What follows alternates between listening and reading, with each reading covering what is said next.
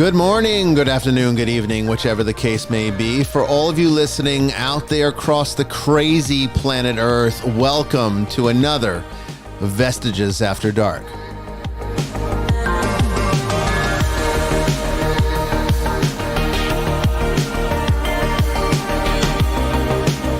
And I am your host, Bishop Bryan Willett, coming to you live from the foothills of the Appalachian Mountains on this September 28th, 2021.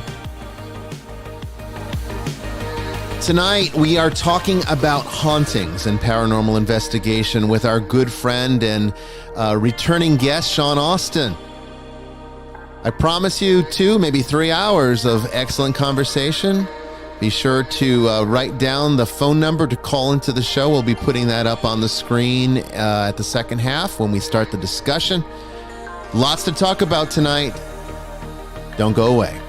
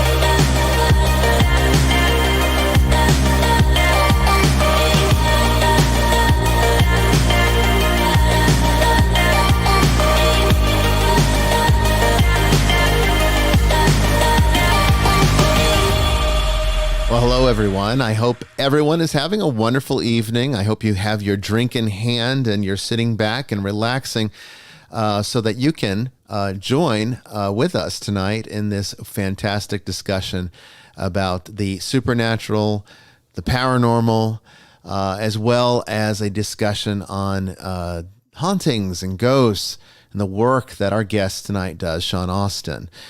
Before we get into the meat of tonight's episode, however, I want to go through some questions, or one question, honestly, for the week, and make a little tiny mini announcement. I know that this is something that probably should have been mentioned earlier, but there's some things going on that I need to kind of talk about. And hopefully you'll all understand where we're at and why there's been some delays with some of the expectations here.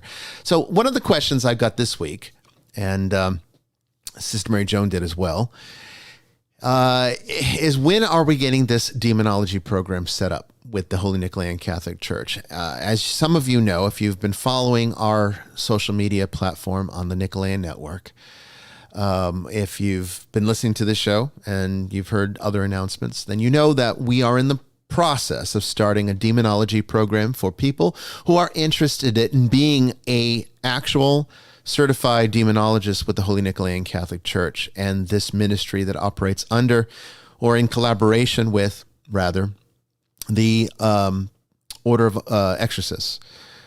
And this is an opportunity for you to work directly with this ministry as a lay person. And it's something that we talked about doing because there's just so many cases coming in now that we're overwhelmed, and the resources to date have not been there to be able to service all of these individuals. And even if we had millions of dollars ready to go in this ministry's coffers, we still wouldn't have the manpower to be able to take all of these cases. It's just, resources are more than just money. When I say resources, I'm talking about people, I'm talking about time, as well as money as well. Okay, so this is something that I saw as an opportunity for us to be able to maybe expand a bit and open up departments of the Holy Nicolean Catholic Church, little mini departments out there all across the world. Because I know we have a lot of international listeners here tonight. I know a large part of our audience is international, and we get cases from all over the world. I get cases in Saudi Arabia. I'm not kidding. We have Muslims that come to us. We have we have atheists that come to us. It's really, there's no limit to people that are having spiritual issues and paranormal disturbances, which is a lot about what we're going to talk about tonight. But the fact of the matter is, it's more than what this little tiny little ministry in this little tiny church can handle. We need more locations, to be able to do that. So the Demonology program is an opportunity for you, if you already have an interest and a calling to this work, because I really do think it is a vocation, it is an actual calling, then you can come in and work under us. We will train you. We will support you. We'll give you even media recognition in the sense that you can come on this show. We can talk about your department, where you're located, and what your range of travel will be. And we'll even, set up websites so that we can take cases and refer them over to you and teach you everything about what you need to do this. And there's been a lot of interest. I was very surprised at how much interest there really was in joining this program. So this was a few months ago, I think, when we talked about this originally. And it was something that I, said that I'd be, setting up hopefully within the next few weeks. Well, I did set it up.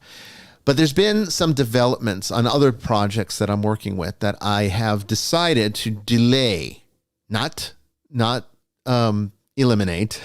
So don't get worried. We're still working, very much working on this. In fact, we're working on it to make it even better.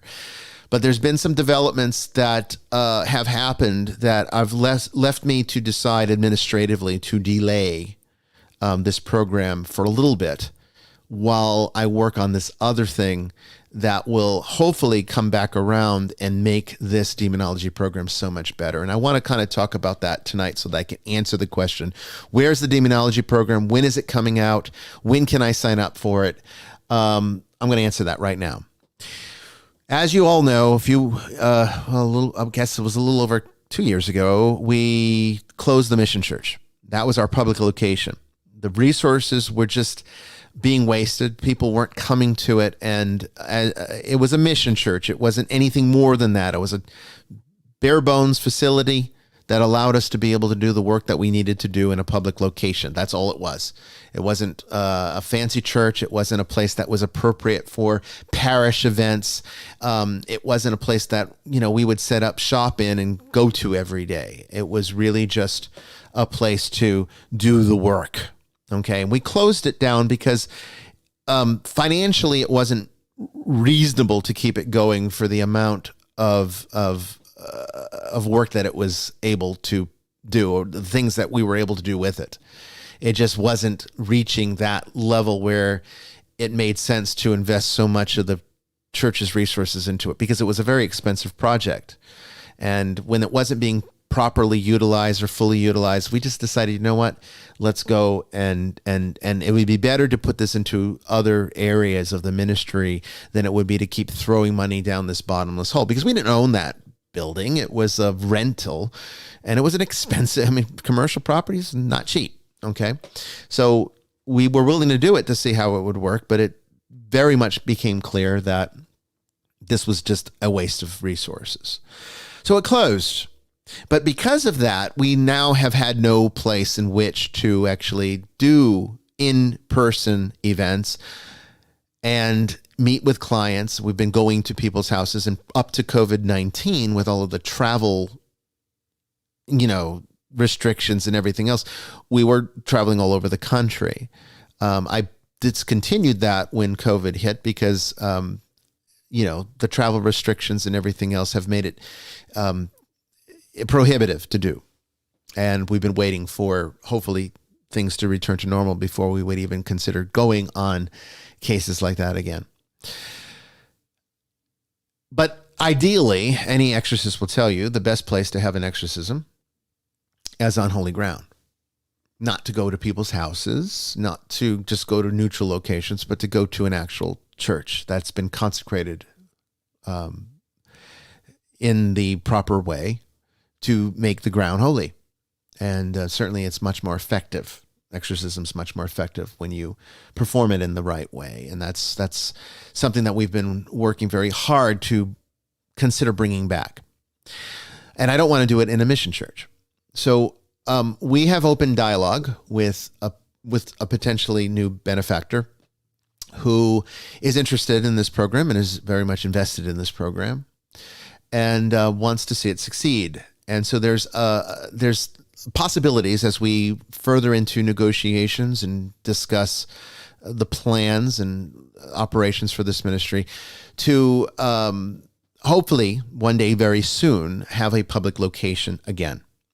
One that might even include a monastery where we could have ideally a cemetery on property where you could send your ashes to and have proper Christian burial for free. We won't charge for the lot. We won't do that. We don't believe in doing that. But we do know that there's grandma and grandpa sitting on a lot of mantles out there wreaking havoc on people's lives, and we would like to properly rest them in the proper Christian way with the rites of Christian burial and a place that you can come to and have a proper funeral, even a mass. That's something that we feel is necessary to the successful continuation of this ministry because so much of our work is centered around having to deal with that very thing. So this is what we're working on, okay? And it's looking very promising. We're not at that point now. We're ready to go and buy land, but hopefully very soon that's something we'll be able to do. And when it happens, then I'll make a formal announcement that that's what we're actually doing. Sister Mary Joan and I are very hard at work in seeing to this, making this happen. And why this is relevant to the delay of the exorcism ministry is because this will, if successful, provide for us an actual physical church, not a pet mission church, not a private chapel in my home, but a public church that is a real church built for that purpose, where you can come to Mass anytime you want to, physically. You can come on retreat. And like I said, all of the other things that we'll be offering, but most importantly for this exorcism ministry, a place where you can come and actually receive the minor orders so that you can reach up to the minor order of exorcist and become an exorcist assistant to me, and then go back to your hometown and operate correctly, where you can have the authority to perform limited minor blessings and minor exorcisms. That's something I would not be able to do under the original plan for this program. But with a physical location where we can invite people to come, maybe even, train them in person as well, instead of having to do it through a webinar or something. But though we can have both, but still better to do it this way. This is be a place where you can actually come and receive the proper Catholic rites to be able to go into this work and do everything up to major exorcism. Pretty much everything. The only thing you wouldn't be able to do is an actual, solemn exorcism of a person or location. That's something that would be reserved to only a priest could do that. But you would be able to do everything else and still be a lay person. You just have the minor order. It's kind of like a little bit lower than a deacon. So that's what we're working on. So your support is more important than ever now, because this is not going to be a cheap project, if you can imagine. Monasteries don't come cheap. Building churches don't come cheap. This is expensive. Your support's more important than ever. So if you have the inclination to support this ministry, please pledge a monthly amount to keep it going. You can pledge your amount on Nicolean.org through the PayPal donation button. That's the only safe place to donate. You can also send a check to the church on the address that's on that website, esotericcatholic.org, but no other way. Any other way, it's probably a fraud using our name, but it's not real. Okay, so make sure it's from esotericcatholic.org and the PayPal button on there. Okay, and if you can't support it financially, then pray, because we need your prayers to make this happen. But this would be something that we're working very hard on doing, and hopefully within the next few months, we'll be ready to actually start bringing it into fruition slowly. And it's something that's going to take, a few years to bring to full completion if it's successful. But, this is what I want to see happen first. I want to outrule this first before I go with the lesser option. So that's why I'm delaying the exorcism I'm sorry, the demonology program until we know more about this. But we're looking at probably the Blue Ridge Mountains, North Georgia, for a location. It's one spot that we have in mind for this. Okay, so we'll be in the Appalachians. maybe even Tennessee or North Carolina, as Sister Mary Joan just put in there. We're working on these things, okay? So bear with us. This is very important, okay? And we're not anywhere near ready to disclose anything more than this because it's still in the formation stages. But when we have more information, you can rest assured I will address it here with you directly so that you know what's going on. Okay. But that's the answer, hopefully. Okay. So give me more time. All right. A few more months and we'll know more. And hopefully we'll be able to do this ministry correctly.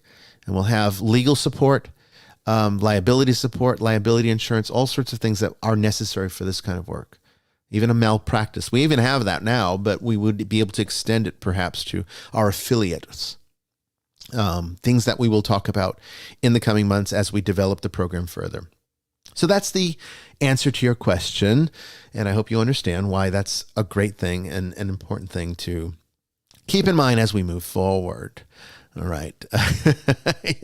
Don't think that we're just messing around. We actually are working very hard on making this happen. So just bear with us and be patient. Believe me, nobody wants this happening more than I do because there's so many people who need our help and support. And right now we're just not in a position to do it.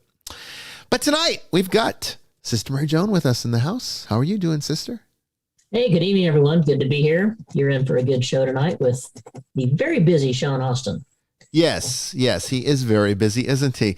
And it's really fantastic to have Sean Austin back on the show here. He's not been on the show since the new format with the video. So this is going to be a new experience, I think, for him and for all of you. It's great to have him. We appreciate him being here again. So I know he does have a very busy schedule. Yeah, he does. And the work that he does. Yeah. And that's what the show's all about tonight. Catching up with him and finding out what's been going on in his paranormal research and everything. You know him from Travel Channel, Ghost Loop. He's done some other work and he's always out there filming. And if you follow him on Twitter, I highly suggest you do. If you don't, you'll see some of the work that he's doing. He gives you little insights behind the scenes stuff. It's fantastic. But YouTube, TikTok. Yes. He's everywhere. Yes. Insta. And he is a good friend of ours, and we look forward to working with him, and I look forward to feeding him in the future. So, Sean, welcome to Vestiges After Dark. Thanks for having me back. Oh, yes. Anytime. You are one of my guests that I always consider to have an open invitation to this show. So anytime you want to be on, you just tell me and we'll make room for you. Sounds good. Yeah. So what's been going on with you? I know that you've been, we've been conversing over the summer and spring about certain cases that you've been working on. And they were very interesting cases, one in which you almost at one point wanted us involved. So if you don't mind, if you can, share with us, even if it has to be in vague terms, what's been going on with your work?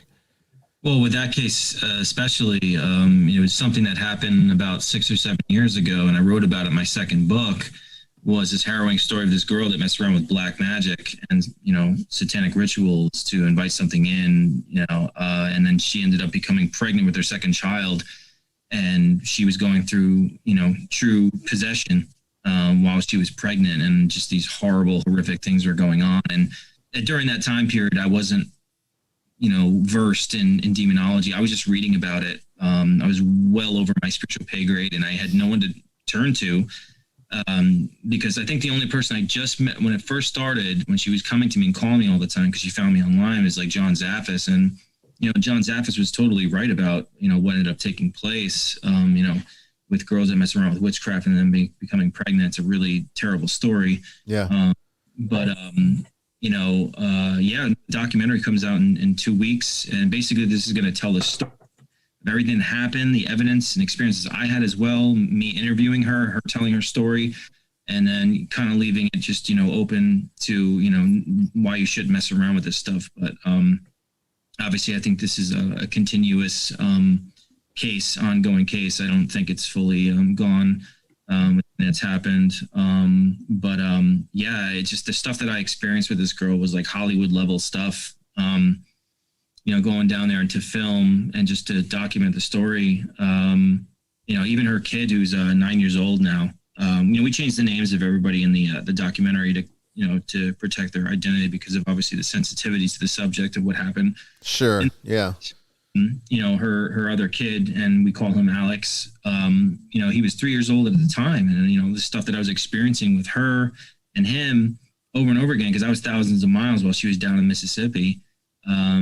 Just so many examples of crazy things. This kid has such a gift of psychic ability that these demonic things were taking advantage of, and these demonic things were telling him to kill himself, to stick a fork in the electrical socket so it can come play with him forever, or take a full bottle of liquid Tylenol. Wow. Oh my God. This thing would call himself 9, which is something I talk about in the documentary. When I'm sure Bryan, you would probably like go all into that and the significance, the symbolic of the number, and you think about the 9 choirs of the angel. 9 choirs, yep. Significance to 9 and all that stuff, which is really fascinating too, to really think about, what its purpose was, or you think about the 9 months of pregnancy. There's a lot of symbolic synchronicities that are in this case, but I don't remember if I told you guys the amazing vision that this kid had. Did I tell you guys about it? You may have told me, Sean, but if you can, let us know what you can say. Yeah, because certainly the audience hasn't heard it. So I think I know some of it, but I might not know all the details. So I'd love to hear more about that. Yeah, this kid, he was at 3 years old, and he had, the amount of characteristics for a kid at this age to come up with something of this nature and this vision, it gives you chills. I've had one amazing vision of angels and demons fighting each other, but this was very unique to it, and it gives me, chills again, just thinking. Especially for someone so young. Yeah, totally. And so this kid said he saw like just thousands, millions, whatever, angels and so forth for demons. And he said that God, the Holy Spirit, and Jesus was there. And he said that each one of them had a sword. And if I might have it incorrect, but if I stand correct, it was Jesus had the sword of truth, the Holy Spirit had the sword of justice, and God was the sword of judgment. And this kid said that all these swords combined into one big sword. And he said when the demons were all there, the devil was on, a black horse, and it was different from all the other horses. And he said that the mane was on fire of the horse, and like the rib cage of this black horse was showing. And he actually said that he didn't know what the devil's sword was, but he called it the devil's tongue because he said it looked like a demon's mouth with a long tongue. And he actually said that, that all the angels were gold plated all over themselves. And he said that when God took his first step, half the demons fell, and then God took the other step and the other demons fell. And just to hear that from such a I'm getting chills again hearing the story. Well, it's very apocalyptic, isn't it? It's got a lot of that apocalyptic imagery, which is a bit disconcerting when you think about it. And there's been a lot of archetypes. If you look at everything that's been going on in the last several years, but more importantly, what's been going on post COVID-19, COVID-19 has had a lot of apocalyptic archetypal synchronicities attached to it. And I'm not saying, things like mandatory vaccinations or masks and things like that are the mark of the beast, but they have mark of the beast like characteristics in the sense that when you are looking at some of these countries that are putting these mandatory requirements in place where you can't go into a supermarket unless you meet whatever their guideline is, it has a sort of illusion, if you will, to that mark of the beast feel, where you can't buy or sell anything unless you bear the mark. And again, I want to make sure I'm clear on this. I'm not saying it is the mark of the beast, but I am saying that I am very disturbed by the fact that there's a lot of apocalyptic symbology and archetypal presentation in the world right now. And when I hear stories like this, it only further reinforces that there is absolutely something very strongly aligned to these sort of Book of Revelation like characteristics. So I'm disturbed by that. Are you, Sean? I mean, does it disturb you on a spiritual or religious level? I mean, from the kid to have that division, I don't actually take it as disturbing. I take it gives validity to the real battle that took place on hand against good, against evil, and God. I mean, this is what we were taught, well, through our teachings and our faith, that this really took place, and this is what we experience in the work, that there's real evil here, and then we go up against it. And to me, it just intensifies my faith, and just what we go up. And even this, this video I just caught, I don't know if you guys saw it. I posted on. I did. Yeah, I saw it. Yeah. Pretty compelling, dude. Yeah.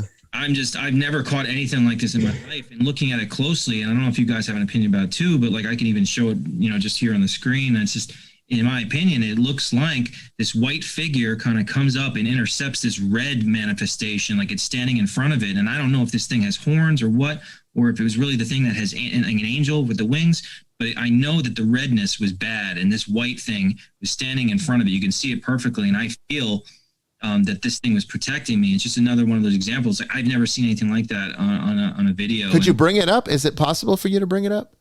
Yeah, I can actually probably just, play right to the screen. Yeah, that'd be great if you could. Yeah, I watched it several times on YouTube, and it is pretty compelling. So I want to talk about this video that I captured the other night in Stepney Cemetery.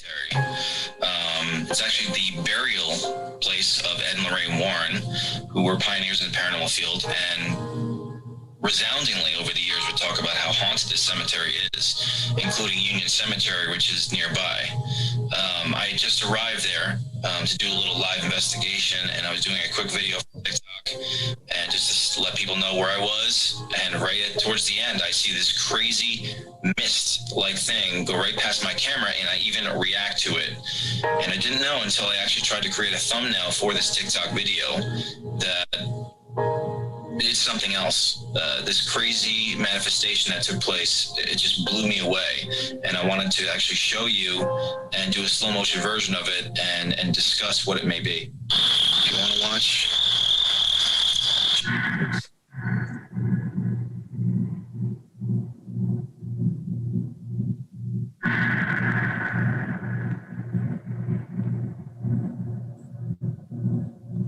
If you can see here, as I'm filming in slow motion, you see this perfect human figure come from right to left towards the front of my camera.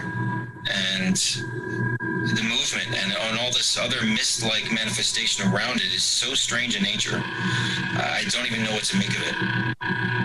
Now, this could be the famous lady in white that's been captured by Ed Warren himself in Union Cemetery, which has also been witnessed as well in Stepney Cemetery. I've looked closer at this video, and there's something else strange in it.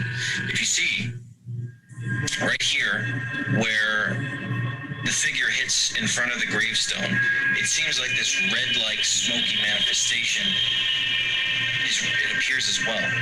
And you see this perfect figure, this light figure, humanoid figure, standing in front of this red-like manifestation that appears to me as if it has horns. And to me, I'm actually wondering if this is some sort of interception of a demonic entity that was coming at me, and something was protecting me from it.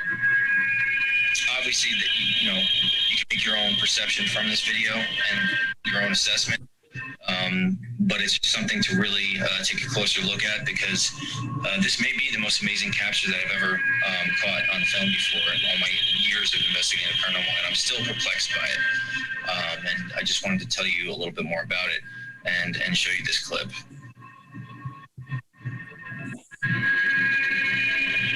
Wow, Sean, that's fascinating. Wow. So I have a feeling about it, and just from what I see in it, and it's just my opinion, it looks as if you have two entities. One closest to the right is bulldogging or going into almost like tackle the other one, and they're meeting in the middle, and the red is the clash. And then it almost looks like the one that caught it is twisting and taking it back down to the ground. Yeah, it's a wrestling move. You made that's the feeling I got out of it. The football reference is literally right. what I fucking, I literally thought about myself. I'm like, this thing is intercepting like a football, just tackling this thing, and it clashes right in front of the grave, and you see the red meet the white, the light. It's the clash.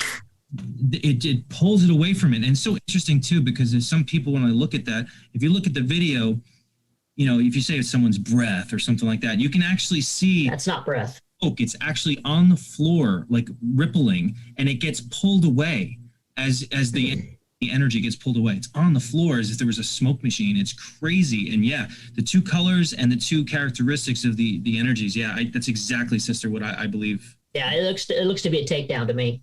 Yeah. And I've seen a lot of takedowns. It did kind of look it did look like almost like a police takedown, didn't it? I'm not saying, but I'm saying. Well, that is fascinating, and I do think I see the horns. I mean, I could see it. They were very noticeable, whether or not you were knowing to look for it or not. So that Good was catch. Yeah, that was a very good capture. Now, when you do this work, I mean, are you coming in contact with a lot of demonic things recently? Would you say it's been more prominent than usual, or about the same? How would that be going for you? I mean, for me, it's like in some places I'll get references to dark things, but you won't really experience a manifestation or really feel their presence in the room or the location. You'll just get chitter chatter about it and a little feeling like they're kind of watching. But in some places I feel like there's portals and doorways that different diversified energies come in and out of, and they only have a permission to project themselves to a certain degree where you can pick up on that a little bit. They'll reference to your devices and you'll get a little nuance, but they don't have a proper invitation to have like an infestation per se of the property. So you get a little bit because they want to reference themselves, whatever that reason is. But where I was in that cemetery, that's where Ed and Lorraine Warrens are buried, and there's the back area of that cemetery. The energy there is just so profound in that corner. And I was actually by myself in the cemetery because these two friends of mine that went with me, and it was their idea to go there because I've been there before, but I was by myself after that, and I literally started to smell like horse manure, and I heard a growl. Wow. Yeah, that growl was pretty interesting. Oh, you were watching? Yeah. Yeah, I watched the video. Yeah, I mean, there was definitely something inhuman with me. I definitely believe there's something about that back right corner on the side where the Warrens are buried, but the opposite side. I don't know if someone went in there and did rituals and stuff, but actually Ralph had told me that Bishop McKenna would, it's desecrated land. I mean, they had so many exorcisms that are done in that church right there on that, where the Warrens would take all those places. And there are people that think like, okay, well, if you're pushing these demonic energies out of these people and there's a cemetery right there, is that permitting them to kind of wander around that cemetery? And then you add people coming in there to play around with stuff because the Warrens are buried there. I think that all these factors could be at play, but it's fascinating. And to know that they were saying that place was so haunted, and like I literally got out of my car and did that video, just let know people where I am, like a 20-second video, and it was just boom, that happened. And I thought it was just a mist until I looked at it in slow motion, and like to know that this whole thing had taken place in slow motion, I was just like shocked. Yeah, I bet. I mean, it's got to be. I would be too. It's always. Well, there's a little bit of a disturbing aspect to it, but I think the fascination supersedes anything that's disturbing when you capture something like that and you actually see it. It's like once in a lifetime. Yeah. Something like that. I mean, you watch some of these people on YouTube and they fake stuff. They have poltergeist activity, spoons and forks flying all over the place. Every other video, it's like us who really do this work and investigate and research this stuff. We know that something like that's so rare. So, I mean, to capture something like that and you can tell it's legit. And it's so funny, like when I first posted a screenshot of, just a picture on like social media, a couple of paranormal groups, and something like, oh, it's just it's the blurred vision of the grave and all this stuff. I'm like, that's why you posted the picture because you don't have video. I'm like, no, actually I do. And then I posted it and then, hold that thought. Yeah. Yeah. It's like you literally see a perfect humanoid white light figure go from right to left. I mean, besides everything else, you can see this perfect figure appear and float right by me and glide past it and then have that interception with this red manifestation. Now, I want to connect the dots with the red manifestation. And for me, psychically, what I've experienced as well is that over the years, I can see balls of light appear that are different colors. And my experience is that if they're black or dark brown or red, they're usually dark, diabolical, or just angry spirits full of rage. And just to even connect with the story of the girl back again, and we even have it in documentaries, that this kid at 3 years old would tell me is that this thing 9, he said he would look at it and it would just look like red smoke. He said it was just voidless. I could put my hand through it like it was nothing. And it just, another correlation to something, again, to what we may be dealing with from what may be in that video and the connection to what type of energy it truly is. Well, I think the colors sort of reinforce what I've said in the past about everything being vibrational and aligned to a particular frequency of energy. And I think, it would make sense that this would manifest in the physical, because these are things that are not typically naturally corporeal, but they have corporeal effects. And as soon as something that's incorporeal enters into the corporeal arena, then it now has to play by the laws of physics, where certain things are going to result from that. And I think what we see, just like how our eyes work when we're looking at the color spectrum, there's frequencies of color, high and low frequencies that we see as the colors of the rainbow and beyond, the parts that we can't see, the X-rays, infrared, ultraviolet, all that. It would make sense to me that things that would be resonating at a lower frequency would come through with those darker, hotter colors, and that lighter frequencies would produce, of course, the cooler colors, which again, when you think about it in terms of, I correct me if I'm wrong, sister, you would probably know the lore on this better than I do. But I know that there's like an in-canon reason for the color of lightsabers. I even know what those are. But I think the original reason that George Lucas had Darth Vader with a red lightsaber and Luke with a blue one was because he wanted something that could definitively show you who is the menacing evil one and who is the good guy.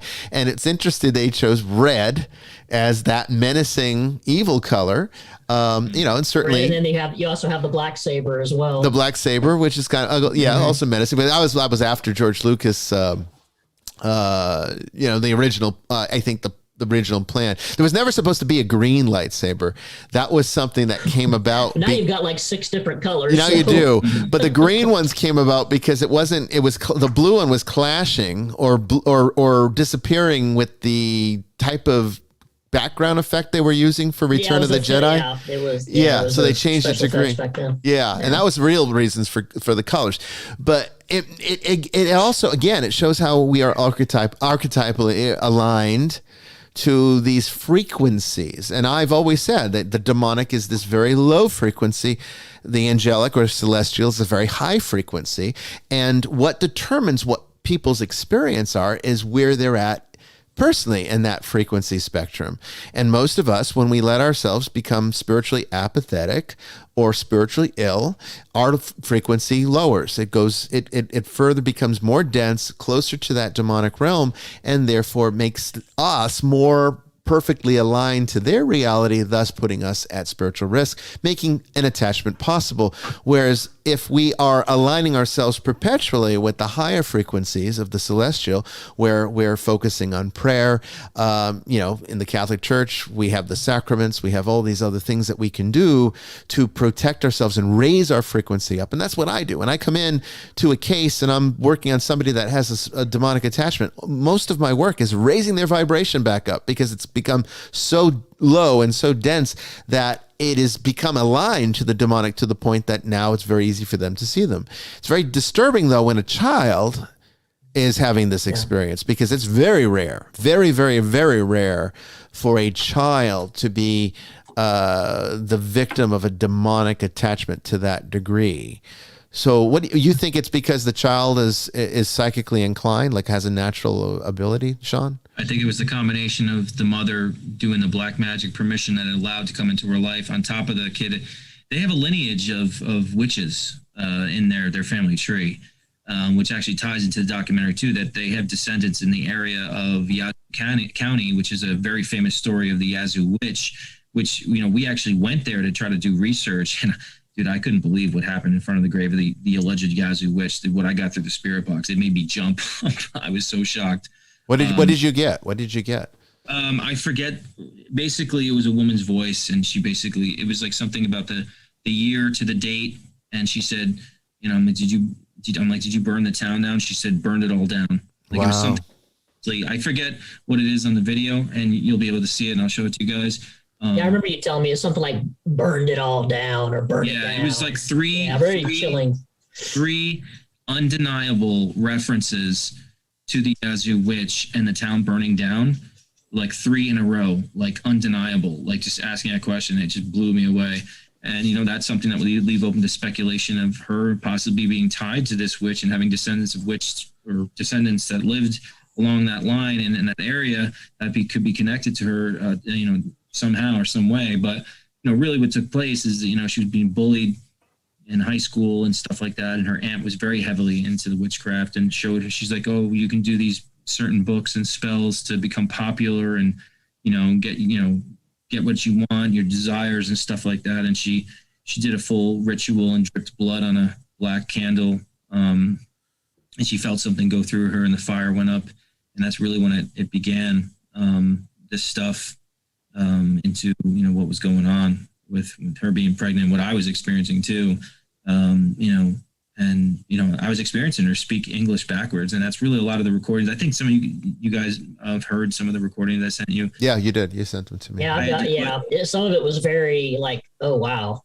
Yeah, I mean, she was speaking perfect English backwards. And I at the time, since she was pregnant, nobody wanted to touch the case with a 10-foot pole. I mean, because do you think about the Annalise case? They tried, charging the parents and the priest for negligent homicide because they believed it was something psychological, that it was going mentally with this girl, where they were trying to exorcise the demons, and she ultimately, I believe, starved herself to death. And this with a child, and if something happens to the unborn child, anyone could be held responsible. So I was mostly invested trying to help her for so long, and she was latching on to me, calling me all the time, and all this crazy stuff was going on. And even, the kid on the documentary admits seeing his mom levitate 5 different times. And one of those times he was on the phone with me, and she would call me every time she felt it trying to come through. And she said it would, she'd feel a piercing pain at the back of her neck, which about the chakra points, which I'm sure all of us believe that it's a very profound entry point for demonic to try to go through, right through the neck. And, definitely. She went silent, and all of a sudden I hear him in the background. It's like, look, mommy's floating. And it's just like, at all times I didn't have a recorder with me. That's one of the things I didn't get on recording, but you think again, like a 3-year-old, and I didn't know until we went down there and interviewed him, but he actually remembered it very specifically. And what I told him to grab the phone and start videotaping his mom as she was levitating. And he was taking selfies of himself. And he admitted when we interviewed him down there in Mississippi that every time he tried to take a video, it was turning it around and taking pictures of himself. So I think we both believe that it was trying to prevent him from documenting something like that. Because I don't think we've ever documented like a full crazy levitation like that before. I mean, ironically, I can't say that I've ever been successful at documenting anything like that either. And for the very similar reasons. For whatever reason, when there is something very severe going on, particularly of a demonic nature, the equipment fails. Like clockwork. Yeah, that happened to us with my most intense exorcism we did at the church. Father Bryan, you remember that with our Hispanic lady. Oh yeah. When all the film was all grainy and just at the highlight of the whole thing, or I won't say highlight because it sounds horrible, but the most intense part of the exorcism, and the camera's all blurred and you can't really see what's going on. I'm just thinking about the time that you on the SLS, we had a client that had come into my office and she was experiencing a snake-like creature that was sort of like twisting itself around her. And this was how this particular attachment would typically manifest. And of course, with the naked eye, you couldn't see anything. But we would find what we have learned since, that case, and even before that case, which is why we brought it out, is that the SLS is actually very good at being able to validate what somebody is saying that they're saying, but you can't see it. And so that's what we did. We had her come in, and of course, everything looked normal to us except for the way that she was, what she was reporting she was feeling. And we put the SLS camera on her, and sure enough, you saw this thing wrapping itself around her on the SLS, but with the naked eye, there was nothing. And then Sister Mary Joan proceeded to grab the thing by the head or the neck, and we put it into a vessel that contained exercised salt to be able to dispose of in the holy fire later that day. And the recording device was on to be able to capture all this. And when we went back to play it, none of it recorded. And was lost. I mean, we had no proof that any of that happened except for those of us who were there that saw it. That's just one of at least 10 or 15 that I could think of and tell you about off the top of my head because it happens so regularly. So that's no surprise to me. Do you find that happens all the time for you too? Like not just this case, but other cases too? I mean, yeah. I mean, we know that they can manipulate our equipment, and they don't want to. The devil doesn't want to be exposed because then it's bringing validity to what they're doing behind the shadows in everyday life. I mean, they're just looking for any sort of invitation or permission to cause the chaos and make individual examples out of every single human being on the planet to say that God shouldn't have created man in the first place. So, I mean, if that was exposed, then people would be more aware of what is going on, and they'd be trying to avoid that at all costs. So, and that brings more validity to the spiritual side of things, and they don't want that. They want people to be obviously consumed with the materialistic side of things and the physical world, and being people lost with themselves and lowering, like you talked about before, lowering your vibrations to the point where you're susceptible to the aligning, like you said, of the demonic and the negative entities in general, that can make you susceptible to being influenced. Because when you lower your vibration, if you're indulging, doing a lot of drugs or whatever that lowers your vibration, that allows them to influence you to the point where they can cause that oppression or whatever, victimizing that individual diabolical force wants to do. Oh, absolutely. Excess in anything is almost a surefire way to lower vibration. Excess alcohol, excess drugs, excess food. Any kind of excess of any kind. I'll say that. Yeah, I know, right? I know, because the indulgence is always there. But yeah, I mean, certainly if I do know, spiritual masters have known this for thousands of years, which is why fasting is a thing. Fasting had a lot less to do with sacrifice and giving up something, and a lot more to do with the fact that when you take in less food and you're using less energy on digestion and things like that, your vibration raises, and you're more aligned to spiritual realization, and therefore meditation's more effective, and other spiritual practices become more effective, including prayer. So, they've known this. They've known this for again thousands of years, and that's why it's integrated into all of the great spiritual systems in the world today, because it's just known to work, and we know it's effective. But at the same time, certainly being weak is not a good thing either. But I mean, I know a lot of Catholic exorcists will only go into an exorcism after several days of fasting. I can't do that because I am reactive hypoglycemic, and I will be no good to anyone if I let my blood sugar drop to such a point that I end up becoming dysfunctional. So typically Sister Mary Joan and I have a different effect. We do indulge in a lot of high protein food before a case because it gives us the energy to work the case, kind of a different strategy.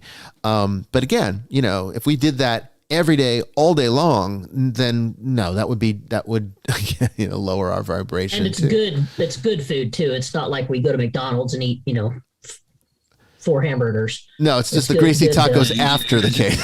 Yeah, greasy tacos after, but before. Yeah, you guys are like eating like lamb chops with Merlot reduction and shit. I know. Yeah, well, I mean, like I said, you come on out here, I'll treat you well. If I don't cook for you, we're going to definitely eat well regardless, because we're going to go somewhere that's good. I can tell. Yeah. Oh, yeah. No, it's all about the food. Well, I see your posts too, Sean. You do the sushi. Dude, you make me hungry. Food as much as you guys do. I know.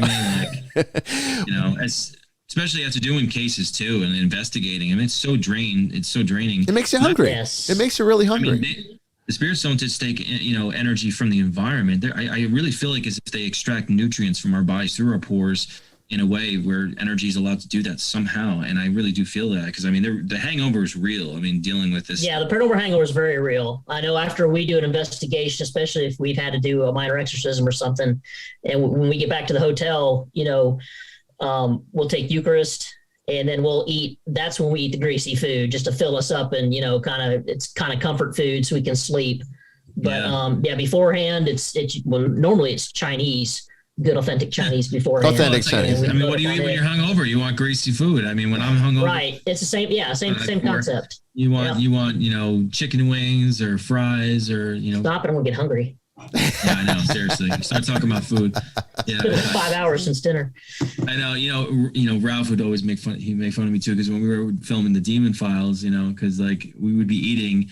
And literally, I'd be talking about food as we're eating. Like, Sean, we're actually eating. We don't need to talk about. It's like, I love food, and just, it's one of those amazing gifts we have to enjoy something simplistic as that. So yeah, especially traveling and doing these cases. Universal language is food. It really is. You can go anywhere and have a good meal with somebody and smile. Jesus could have used anything to become the sacrament of the Eucharist, but what he chose was food.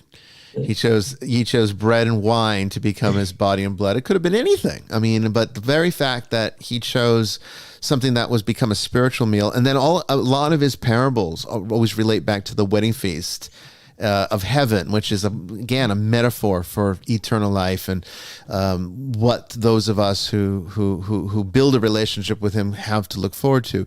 That's not by accident. He knew what he was doing. So there's definitely something to that, and I live by that. And but not I don't as much as I love food, I actually don't overeat. I actually do intermittent fasting. I pretty much only eat one meal a day. I have a very, very light. I have a cappuccino in the morning. That's typically the extent of my breakfast. And then I'll have like a very, very light lunch, like a egg drop soup or something at around 2:00, just to get me to dinner time. And then I eat my big meal around, 4, 5, 6, or 7, depending upon my schedule. And that's it. That's it for the day. I don't snack between, typically. I'll sometimes have a few pistachios if my blood sugar's going low, but that's about it. And the reason I do that is because it does keep me, it keeps my vibration from going too low. When I eat too much, I feel it dropping. I feel my and it makes me vulnerable. So I think those of us that do this work have to be always paying attention to the signals our body is telling us, because I agree with you completely, Sean, that they do have some ability to extract energy from us, even to the point of dehydration. I am convinced that the headaches that I typically will get after a very severe paranormal investigation or a case with some type of demonic entity that I had to work with an exorcism, the headache I find is related to dehydration. And it's not that I'm not drinking during the case. I do take breaks and have a glass of water. It drains you of of all your sustenance. And then it leaves you very weak afterwards, no matter how strong you are.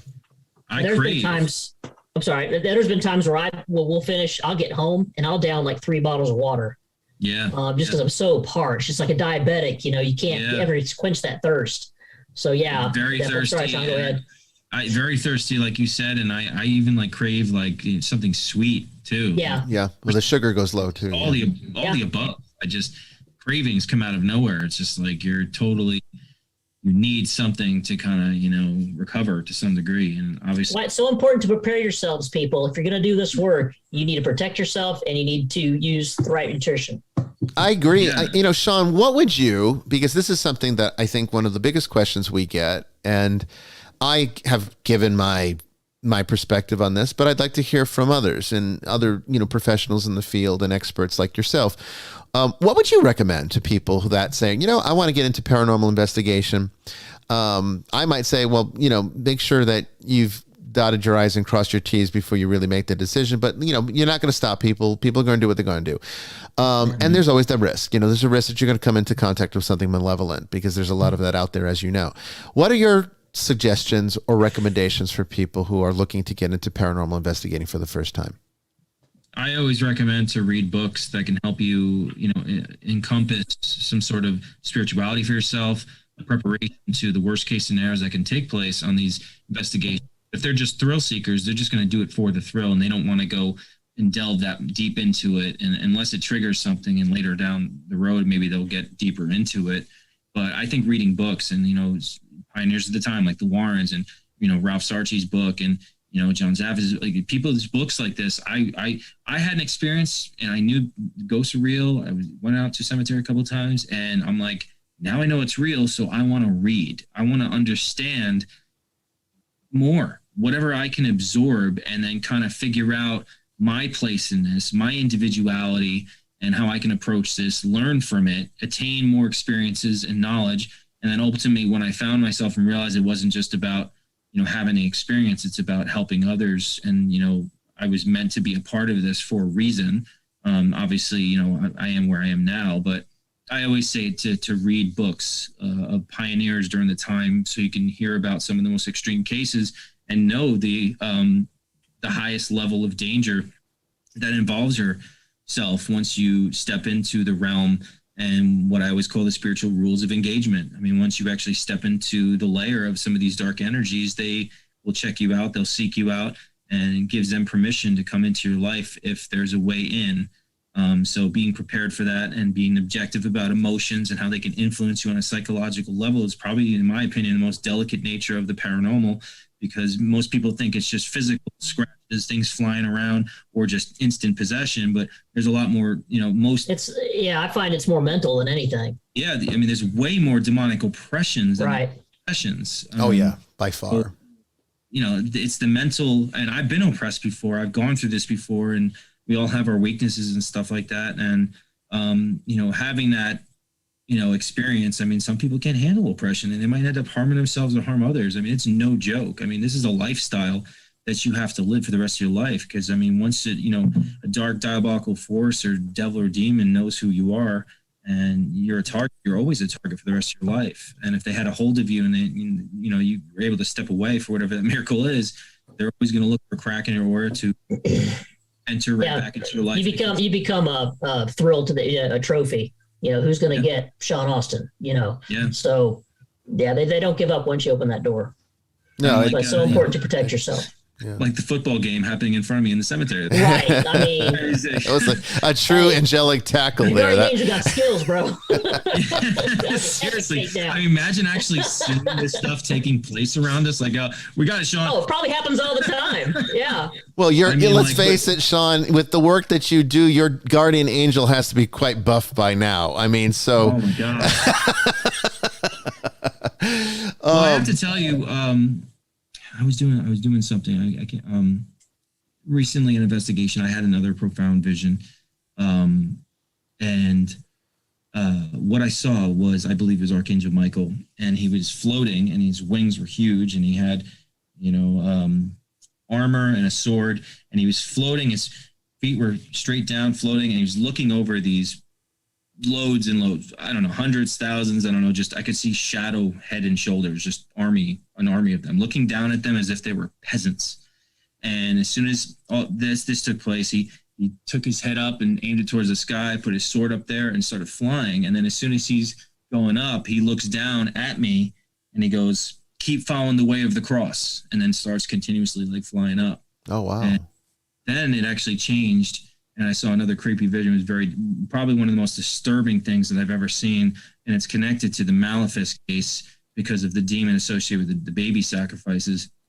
I saw a hooded face, and I could see almost like parts of this creature face.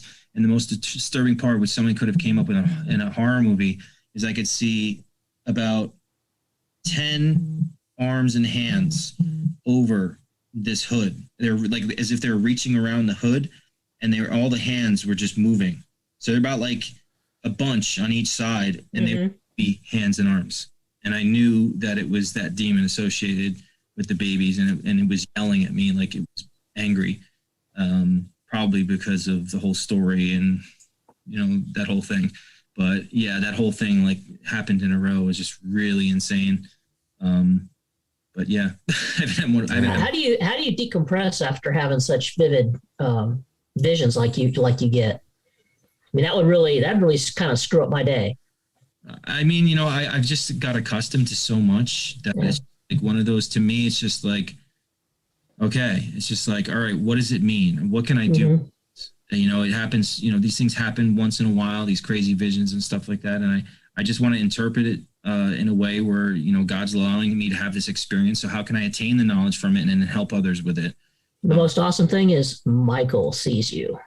Yeah.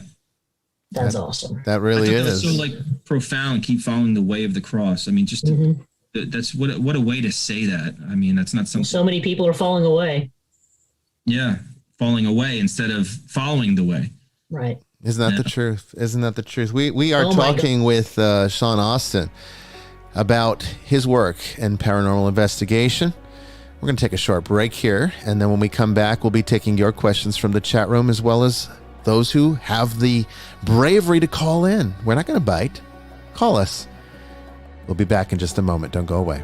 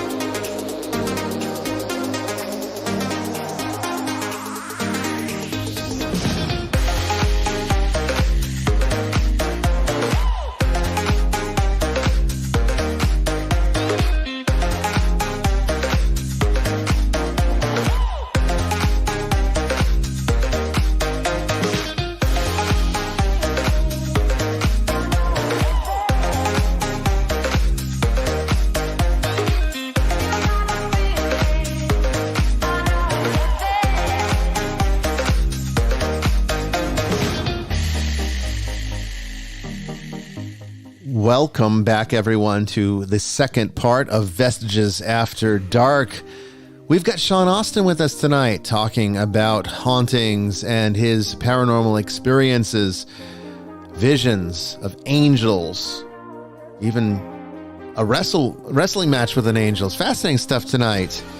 And on the second half here, we're going to be taking your questions and calls. If you want to call into the show, ask Sean a question, or any one of us really, give us a call at 347-338-1860. That's 347-338-1860.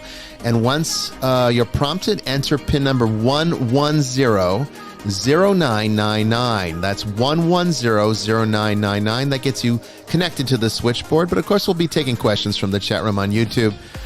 Don't go away.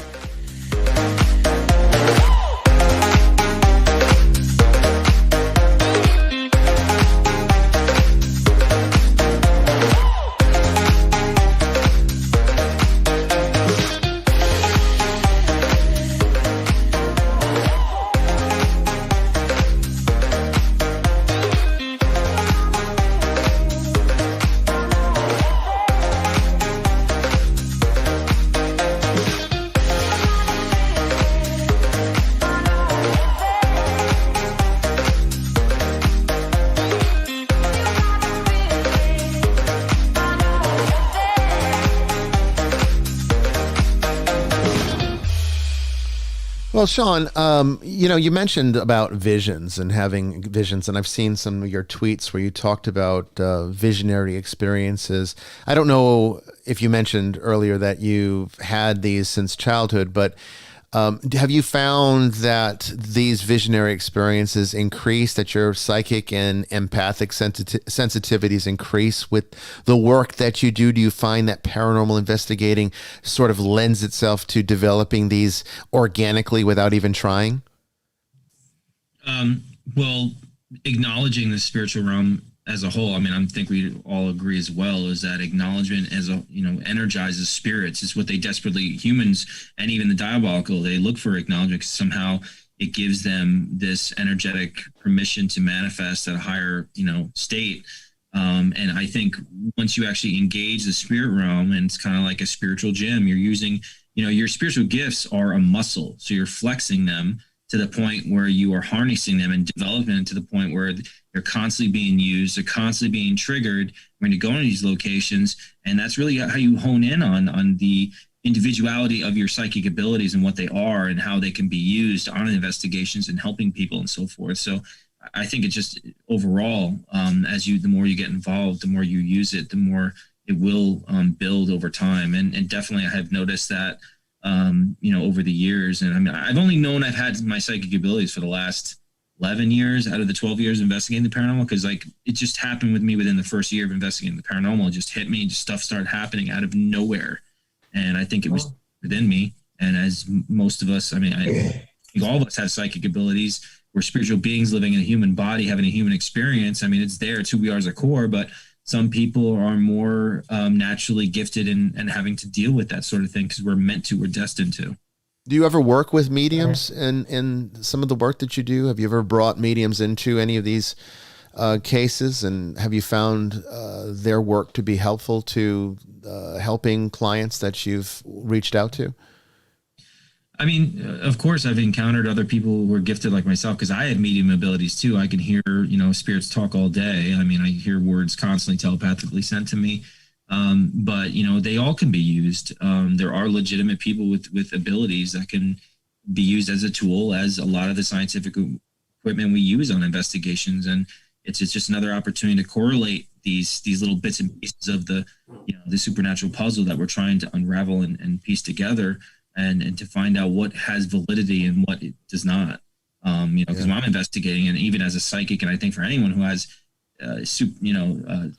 psychic abilities, is that you're always looking for validation. And that's why true psychics want to go into location. The less information the less opportunity your rational mind will try to fill in the blanks with your mind, because that's really what the meditation really is supposed to help you develop, is you're blanking out your mind, you're blanking out anything and trying to receive information. And that's really how you can kind of develop and also do the things that we use on typical paranormal investigation to get a true feel for what you're coming up with if it's valid or not. Definitely. Lori McDuffie in the chat room on YouTube asks, what does it mean to protect yourself? What does that entail? I think we kind of touched a little bit upon the process, but what does protecting yourself mean to you, Sean?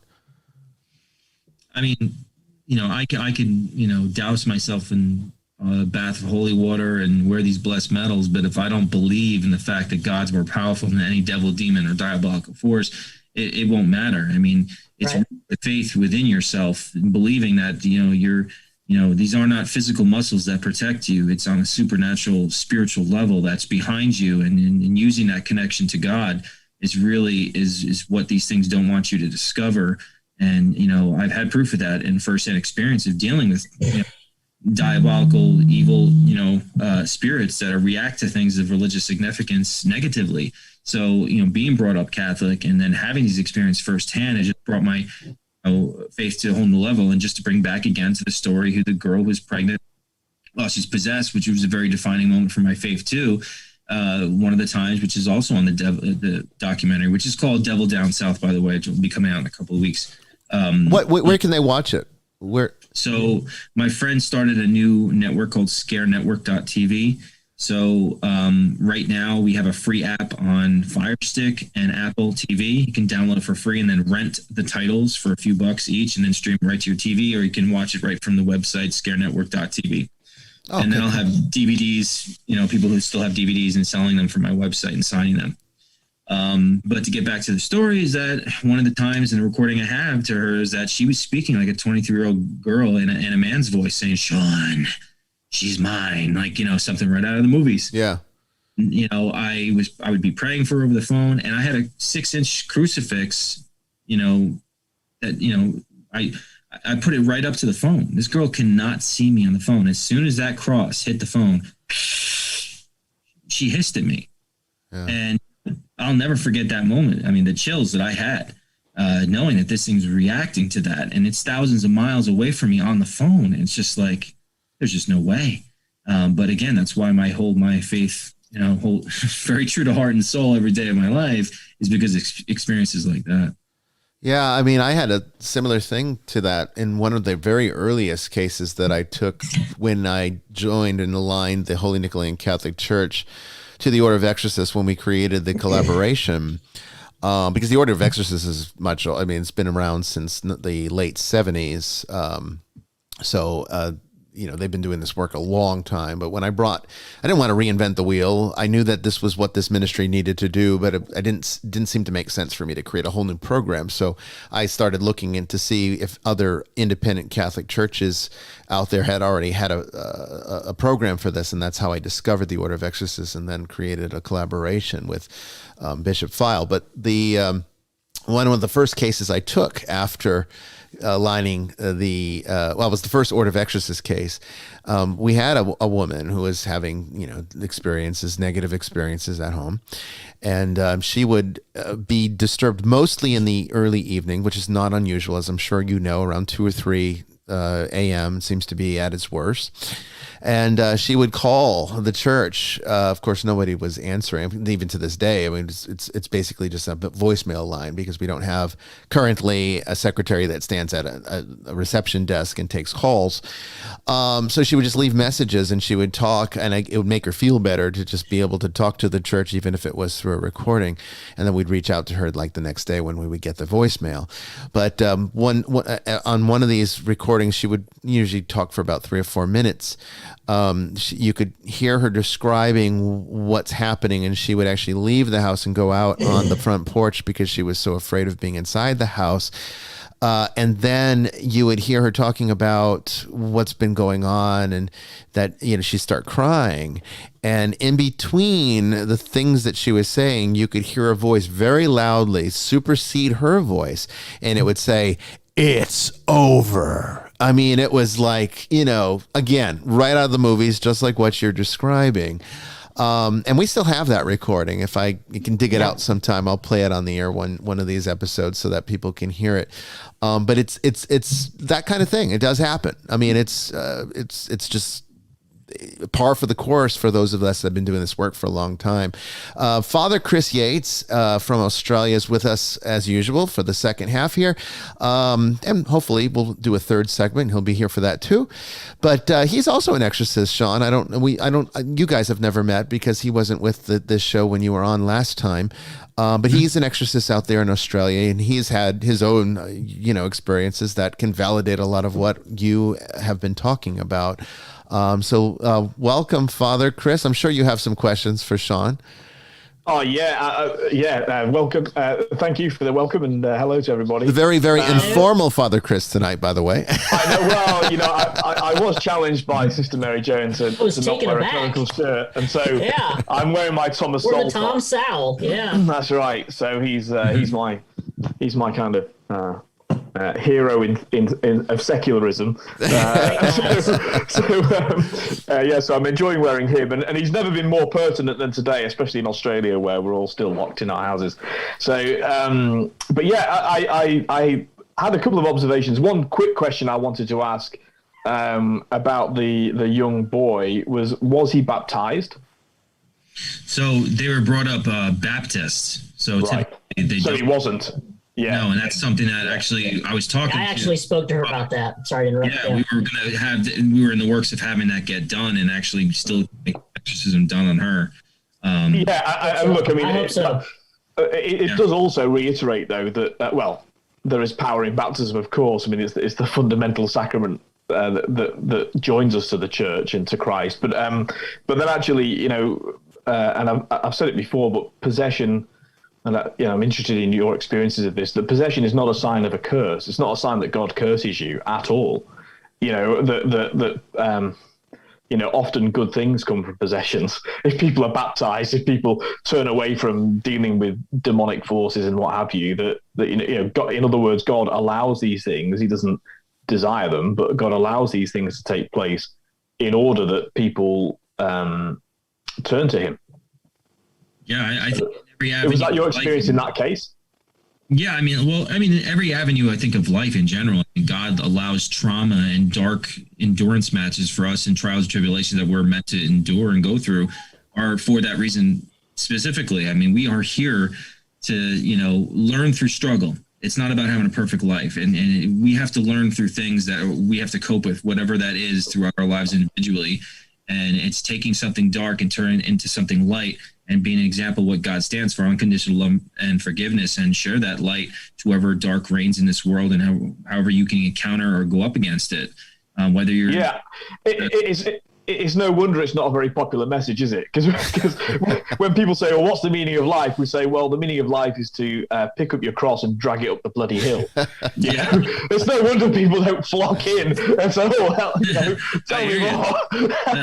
But, if people were truly spiritual, I think they would actually be able to take on some of the obstacles that they're supposed to go through in their life. Because they'd see the meaning. They could see the meaning. That, number one is that there's something after death. So, our energy, our consciousness, our soul lives on forever. This is a temporary thing. This is just a vessel to where we ultimately return home to and who we are as a core. So, it gives meaning to suffering, because I wouldn't want to live my life thinking that, oh, wow, my life is horrible and this is it in the end. I mean, attest to it. It's not the end. I've kind of been to the other side for a little while, so definitely not the end. I think we could all be humbled to have these experiences, to know that there really is nothing after. There's nothing to be afraid of. I'm not afraid of death at all. I'm afraid of a slow. I'm not at all either anymore. We're privileged to have these experiences. That's why we're meant to be involved in this stuff and help whoever we can and whoever we encounter with. And even for me, and the way I approach the paranormal and investigating is also praying for the spirits wherever I go, which also involves another level of the dark things coming after me, because me taking away souls from who the devil actually has already, rather than... I like how you do that, Sean. How I'm assuming almost every investigation, you always do a prayer for whoever, is willing to listen to, whatever spirits are willing to listen to it. You do a prayer at the end. I think that's very respectful. A lot of investigators don't even bother with any of that. And I think it's important too. I always say, and obviously you never know who you're crossing over. Yeah. I've had this conversation with Ralph too, and I really was doing it. And, I was asking him, would a demon ever ask you to pray? You know, because I hear these spirits constantly come through the box and say pray, which I think is really prevalent and telling. Right. I mean, they're in pure spiritual form, and they're talking about prayer here. And we can only speculate what's going on in their side of things, only based on our faith and our individual experience. And he agreed. I mean, no devil or demon would ever try to bring you closer to God for any reason. It would be something. It's all right there, though, isn't it, Sean? I mean, it's right. You know, I mean, you're a Catholic, so it's right there in the liturgy. You know, and so often, I mean, things become so over familiar to us often in life, especially in terms of our faith. You know, that because we hear these things constantly, we actually stop hearing them.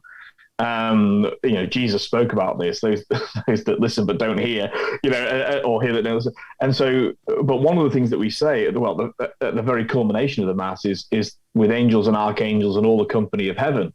There's the notion that we're all praying at the, you know, not in time, we're actually praying eternally together in the Mass. And I think, you know, it's no surprise to me that you hear voices coming through saying pray, worship, adore, you know, yeah, so I don't know if you something else I think is powerful too is like obviously I live stream a lot of investigations that, you know, when I'm doing these prayers is that there's a lot of people praying with me, and then like when I'm done with the prayer you see like 20-30 people saying amen in the chat. Now that synergy on a supernatural religious level is like we're all putting our intent together, right? Ultimately, where this could be catapulting this to a whole nother level where I may not be able to just do this on my own. But you know, isn't that though also a great apologetic for the community of faith? Like so often in life, I felt I know I've been supported by prayer, and it's both kind of humbling because you think I don't deserve that kind of you know, kindness from other people. I've done nothing to earn it, but also affirming in terms of knowing that it's helped you through, you know, often difficult points in life, or to celebrate joyful things in life. And so, I mean, the whole notion of the communion of saints, that they pray with us and well, and to speak to that, Father Chris, I mean, Sister Mary Joan and those of our audience that do watch and participate in the live stream of the Mass that we offer, you know, usually once a week, sometimes more than that, depending upon the feast days. We've captured in real time voices praying along with the Mass. You know, so I see that as sort of the thinning of the veil where we get little glimpses into the church triumphant standing there with us, and we can capture that with our technology and hear it and see it. There was one most recently where we could hear a woman praying the Our Father, and it was coming from the back of the chapel, not the front. And at that point of the Our Father during Mass, both Sister Mary Joan and Sister Maximilian are in the sanctuary with me behind the iconostasis, and it's only Levi in the back of the church on the left side. This was clearly, you could hear it when you put on headphones because it's stereo sound. You could hear that it was coming from the back right of the church where there was no one there. And sometimes we'll even hear multiple voices sort of going along, or at the very least saying an amen at the... Well, I remember a Baptist at a very, you know, not charismatic church, you know, very, you know, Bible Baptist church. And a woman there recounted to me that during a, you know, their form of communion, she heard angels singing. Mm-hmm. You know, and I don't doubt that for a minute. You know, like, no, because they're there. They're there. Yeah, when Jesus is being lauded, celebrated, valued, loved, why wouldn't you hear that? But I also wanted to speak to something about. This is by way of an apologetic for things spiritual. You know, one of the counterclaims would be, well, if you can't, you know, if it's not material, if you can't see it, touch it, put in a box, then it doesn't exist, you know. So unless I can see it, I won't believe anything at all.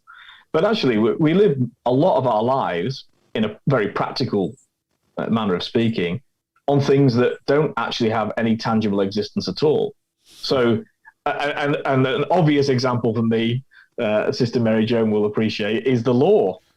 You know, I mean, the law. Yes, I suppose it exists and it's been written down in words and posted. You know, put in a vault. But really, the law is is something which has a definite effect that protects us, and and yes, partly because it's enforced by law enforcement, but most of the time it's not. They're the exceptional times when it has to be enforced by another person. The law actually has a binding effect on us, even though it's not physically present amongst us. And it's not a perfect analogy, but it's kind of analogous to the spiritual dimension where these things really do exist. And occasionally the law enforcement element comes in, which are the angels and the saints and, those that go before us. So those that are reduced to a materialist view of the world, even not engaging with the sort of stuff that we normally talk about on this show, actually, for the most part, live by things that are not materially existent. Well, that's true. I mean, I was talking to my son tonight about wine. We opened a nice bottle from 2005, and I was saying to him, it's interesting that I'm drinking something that was harvested, fermented, and bottled before you were born. Because he was born in like 2009. So, this was like 4 years here. And then he asked me something or mentioned something. He said, well, technically, you could say that it was even older than that. And I said, well, if you really want to get technical, all the atoms in there are billions of years old. All of us are made up of atoms that are billions of years old, because all the energy and all of the matter in the universe has always existed since the creation existed. And the water that you're drinking has probably been through Jesus's kidneys. It's very, very possible, which is actually kind of a brilliant thing when you think about it. Looking at the chat room here, let me see. Stacy was asking about where we stream the Mass. We stream it right here on the Nicolean TV channel on YouTube. So make sure that not only do you put a thumbs up to this video, because that helps us to build actually the show. It actually gets the show further along in the search engine so that more people see it. But if you subscribe to the channel, you'll never miss any of these events. So by all means, please, if you're not subscribed, if you're listening right now and you're not subscribed to the YouTube channel, please do now, because that way you will never miss anything. It also streams on Twitch, Daily Motion. It's all simulcast right there right now. It's on Facebook, both the Vestiges After Dark page on Facebook and the Exorcist Bishop page on Facebook. And it usually streams or simulcasts to Twitter, but Twitter, because it's switching over from Periscope to Twitter Live, that's not working quite yet, but we will hope to have that resolved soon. So there's lots of places to watch, but make sure you're subscribed to the YouTube channel, because that's where the quality is the best, and I think the stream is the most consistent there as well. And then another question came in that I noticed here, Sister, you might have seen other ones, but Nestor was asking what clergy, bishops and priests think about energy. I think that, we could probably all give an answer to that, Sean included, because energy, I think, is what it's all about. And I know that not necessarily you hear priests and bishops talk about this in the conventional sense, but the fact of the matter is everything is really technically energy, and all of this incorporeal experience is a working of energy in a way. Spirit attachment is energy, and that's what I mean when I talk about vibration and frequency. These are measurements of energy patterns that there's really no other way to describe them. You might say they're incorporeal geometry. We can get very esoteric about it, but the fact of the matter is, it is best perhaps to the conventional mind to just see it as a frequency of energy. Sean, why don't you take this one first? How would you describe, or how do you look at energy in terms of the workings of the paranormal and dealing with things like ghosts and demons? I mean, obviously we've kind of stepped over this a bit. We did, yeah. It comes in many different forms. Are we talking from an emotional status from us as human beings, or the intent of the individual is getting involved in the paranormal, or these human spirits that are earthbound that are stuck for whatever that reason is? And that could be so many diversified, many reasons that are behind that would equate to some sort of frequency or energetic consciousness of energy that this spirit is emitting to whatever, state it is or environment it is in another dimension. And then you have the diabolical, the demons and stuff like that are, once again, we're talking about the lower vibrational frequency of these, whatever emotion it is projects whatever, energy that represents. And I think that also equates, like we were talking before, color. Yeah. Like the blue. I mean, my experience, I'll never forget, my first book, the first time that the spirit was following me around, and the first time I prayed for a spirit, this whole thing about praying for a spirit and helping the spirit. And this, I got a St. Michael. It was the first night I was in a cemetery and I prayed the Archangel Michael prayer. And because I felt like something was dark around me. I'd never had this experience before. And I was managing a wine store at the time.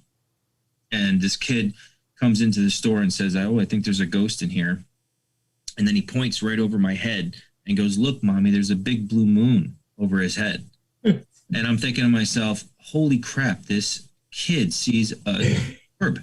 And from what I understand, when I looked up, online, is that a huge blue ball of energy is considered specifically Archangel Michael. And considering the timing of me saying that prayer for the first time, and even to this day, I have St. Michael here, on a pendant here that's been, so blessed by the relic of the true cross, Jesus crucified on, that Ralph has, which anything it touches is considered a third-class relic, which also Marnet a fragment.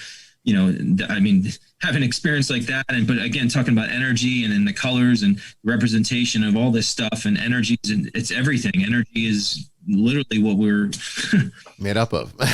It's all, it's the energy. That's why energy never dies. And that's why once our physical body actually dissipates and fades away, it's that our conscious and energy does live on. And obviously us, versed in this sort of thing, we know this.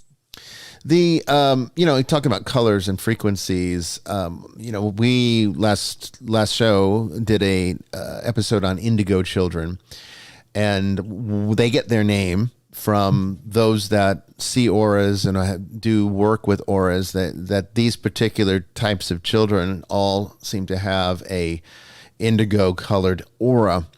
And I mentioned that if I put myself into the right frame of mind, which is a more meditative state, then I can see auras if I try to see them. I don't typically just randomly see them, but I can see them if I want to.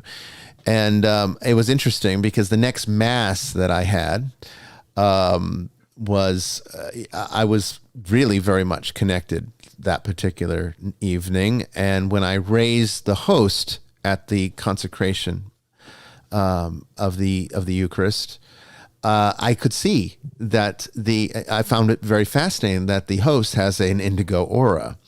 Again, the cooler colors. And one would argue that indigo is the coolest color you can get to before you can no longer see. Then you get into ultraviolet at that point. So you don't, that's beyond the visual spectrum.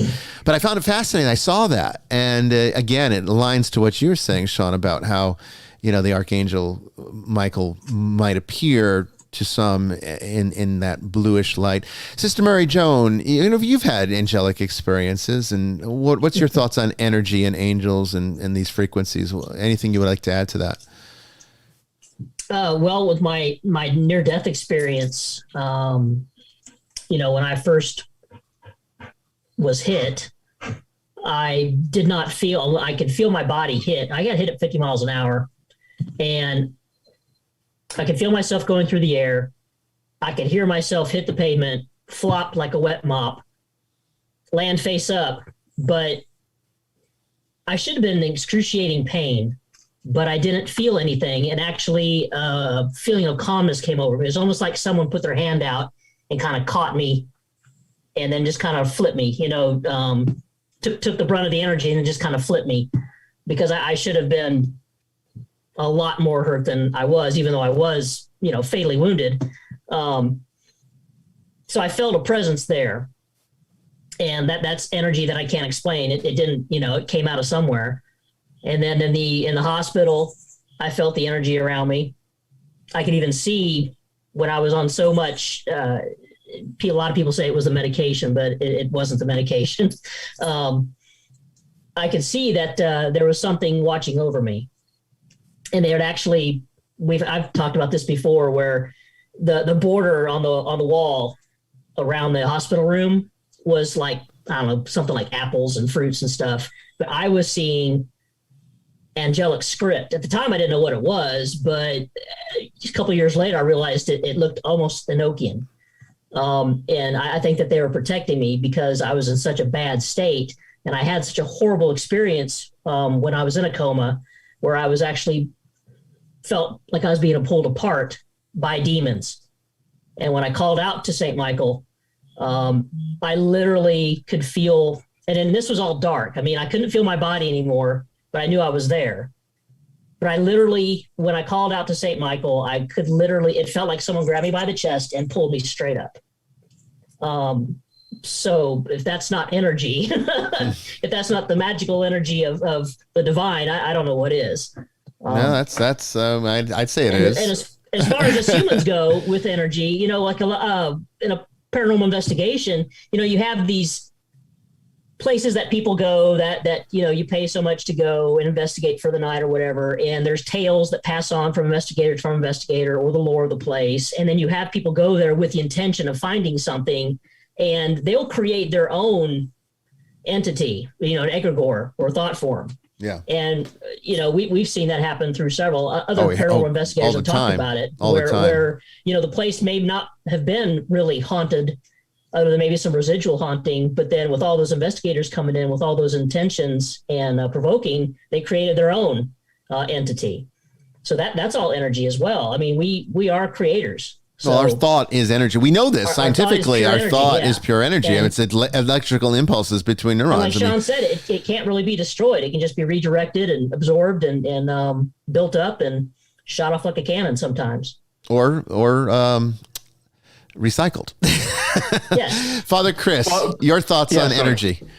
Yeah. Well, I mean, I think there's a sort of distinction that ought to be made. One is that there's the created order, in which, you know, the laws of thermodynamics appear to apply. You know, energy can't be created or destroyed and the like. But often we're talking about supernatural or preternatural sources of energy. But there's a fundamental source of energy which is not bound by the created order, and that's the uncreated Father. So the God the Father is uncreated.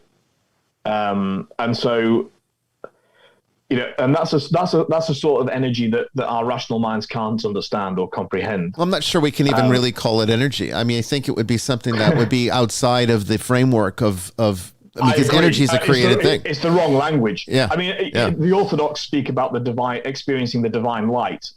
I think that's the kind of closest thing to it that, you know, that I'm aware of. But, you know, this idea that how we conceptualize energy not being created or destroyed. I mean, you know, and we've spoken about this on the show before, because I have used that kind of language because we're speaking to a secular scientismist world in the West. I have used that language as a way in, but it's really insufficient to talk about the nature of heaven and earth, you know. So we experience these inbreaking, is probably a better word, inbreaking of supernatural energies on earth, which actually I think use the energy that's there on the earth. That's why you get egregores. That's why you get you know, they bear some resemblance to the material world, even though they're not quite like the footage we saw from Sean.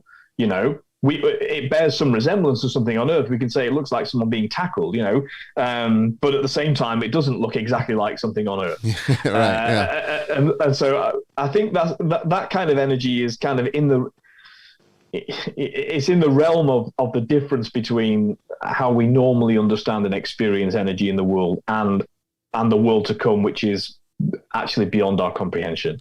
Sean, could it be that some of the things that we see as apparitions or manifestations of spiritual phenomenon, could it be that it is the best corollary for how our conventional corporeal physics is able to deal with this that is so far beyond it, that, you know, ghosts are not always going to look like this, you know, person walking around with a sheet over them, like, you know, kind of like the Halloween image that we might get. Man. But it's, you know, I do have a theory. But orbs, you know, too. Okay, let's hear it. Well, you think about like the atoms that are inside us, these perfect spheres that actually build, you know, some of the insides of our body and how we function. And I think there must be some sort of connection to how God created us. I really think that also I would wonder about, you know, even like differentiate between, you know, the things that are dust and orb. It's like, it's almost if God knew that we would, it was so hidden within the naked eye of our pictures that no one would even be paying attention to stuff, that we can sit here and just say, oh, it's dust until, you know, the cows freaking come home. It's this perfect camouflage, but, you know, that God created, that it's hidden unless we actually somehow figure this out on our own. But, you know, even to go back to the, you know, the perception of where it started from, that, you know, everyone's, you know, these pictures of like a white sheet over a ghost. And my theory on that is that most of the time spirits are a ball of energy. They're consciousness of energy. And what they're actually doing is projecting outwards to what they once looked like for these human spirits. And I think what actually happens is, you know, we know that apparitions are so rare, and that's why I was so excited about the video I showed before, something like that happened, because it is really that rare. But, you know, they're projecting outwards, and I think in most cases that they're actually projecting in black and white. And I think in that way is that that's why I think a lot of people will say, oh, it's a lady in white. Well, this lady in white's everywhere. Why is it always a lady in white? It's because I think it's black and white, and the perception to us in our eyes and how we're, and that's whether it's on camera or with our own eyesight, is that actually does appear as if it's white, but when in fact I think it's black white, and it's a projection of black and white, because the innovative ability of the spirit is somehow not developed enough where they could actually do something like that. Because how often do you see it, an apparition that actually has distinct, you know, colors or clothes to the point where there's colors on, because they're not living anymore. There's no need for a color of their clothes and stuff. It's a projection of what they want. Somehow it's projecting, it's manifesting outward to the point where they're showing themselves of what they once look like. I believe there's some sort of connection to it, but I believe that's where that may have started from and originated from, where this white sheet over a girl, because they're projecting black and white. Well, we're always seeking understanding as humans, and we, you know, because we are limited by language and by what we know so far, we tend to use the language of our own era. You know, so all of a sudden, Einstein develops his theory of relativity. Everything's now relative. You know, so that's how human. I mean, you mentioned something casually, which most of us would, which is actually incomprehensible, which is that, you know, our bodies are made up of individual atoms that form molecules and cohere together. And we might be able to describe, you know, some, you know, whether it's electronic energy, you know, all this to sort of just explain how this happens. But I still, the more I know about that, and I did study, you know, biology and geology, but the more I learn about that, the more I think it's a bloody miracle that nothing passes through this body. You know, like, how can that be when there's all these little things with gaps in between? You know, it's a miracle. And so we tend to pass over everyday miracles because we get used to them. Yeah. And so, but also that we use the language of our era. And that we are certainly ever post-Enlightenment, we've been living in a disenchanted world.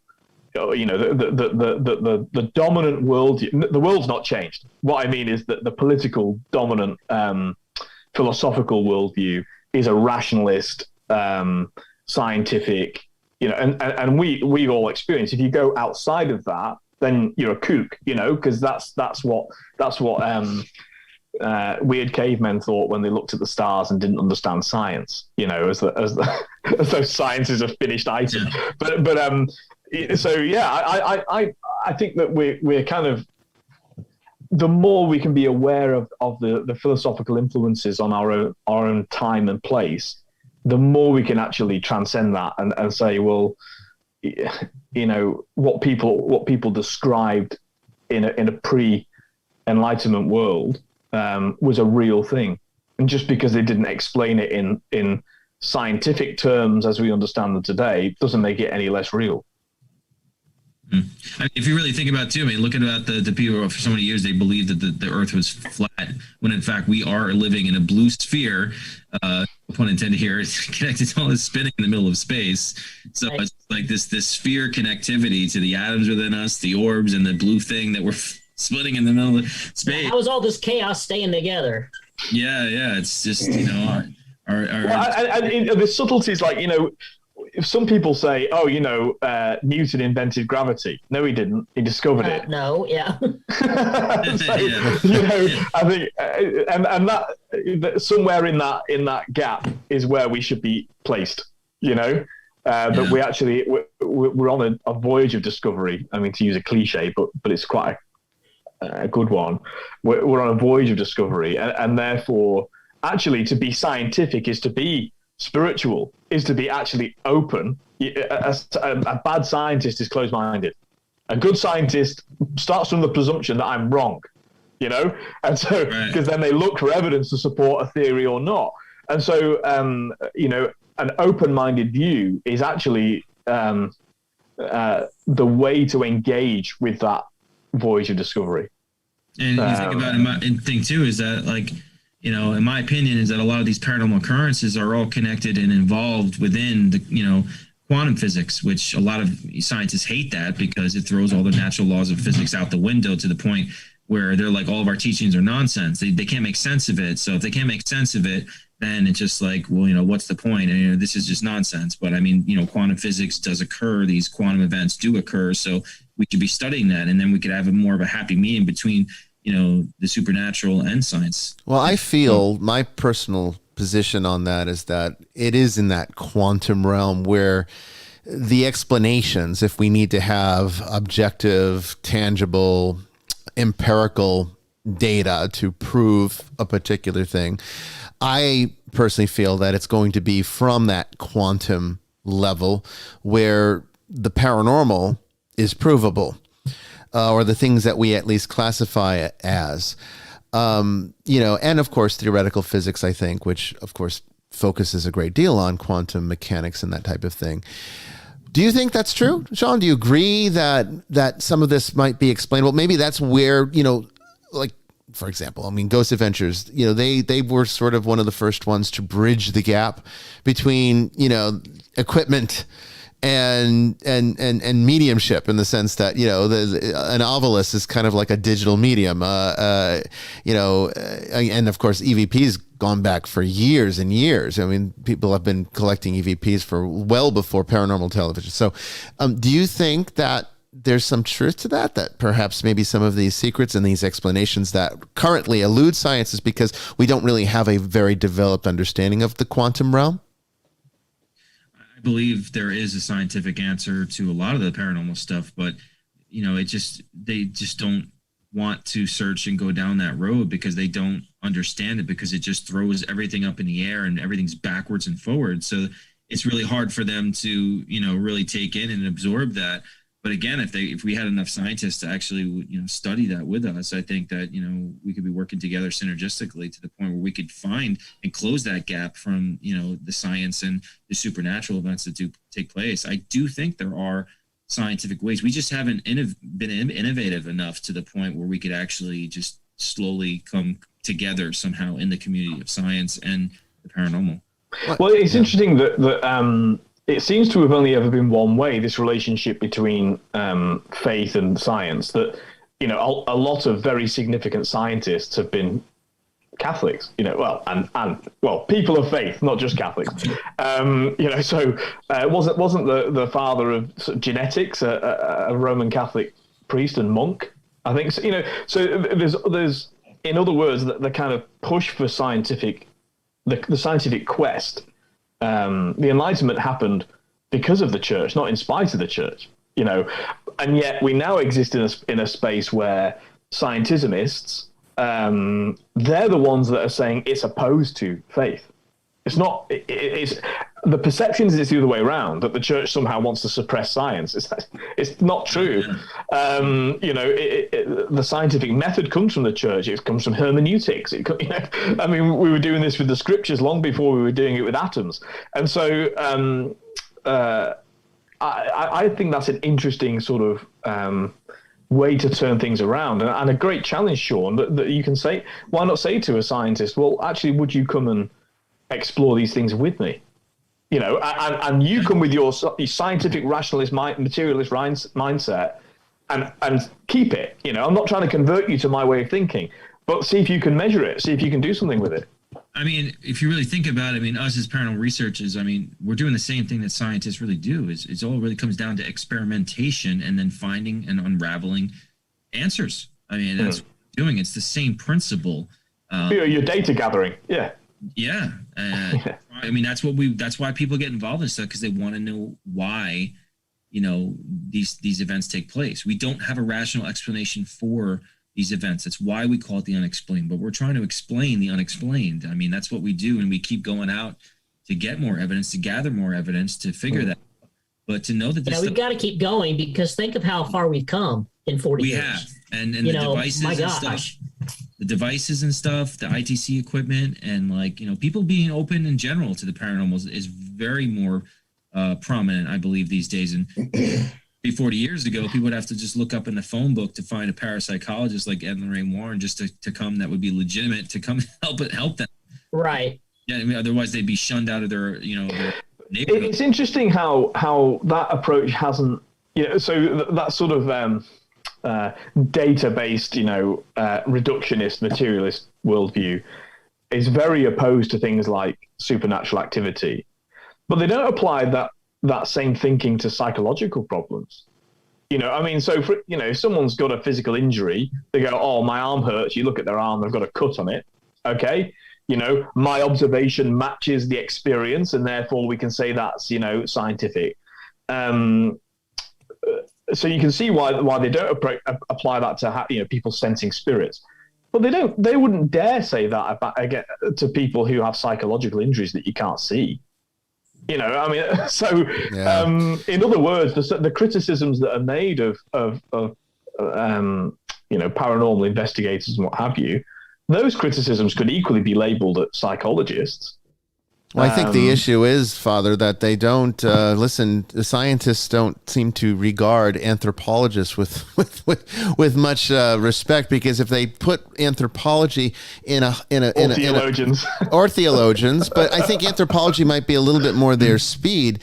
But if they understood just how we are hardwired to be religious and spiritual beings, I think they would maybe be a little bit less biased against these types of experiences and not dismiss them as all imaginary.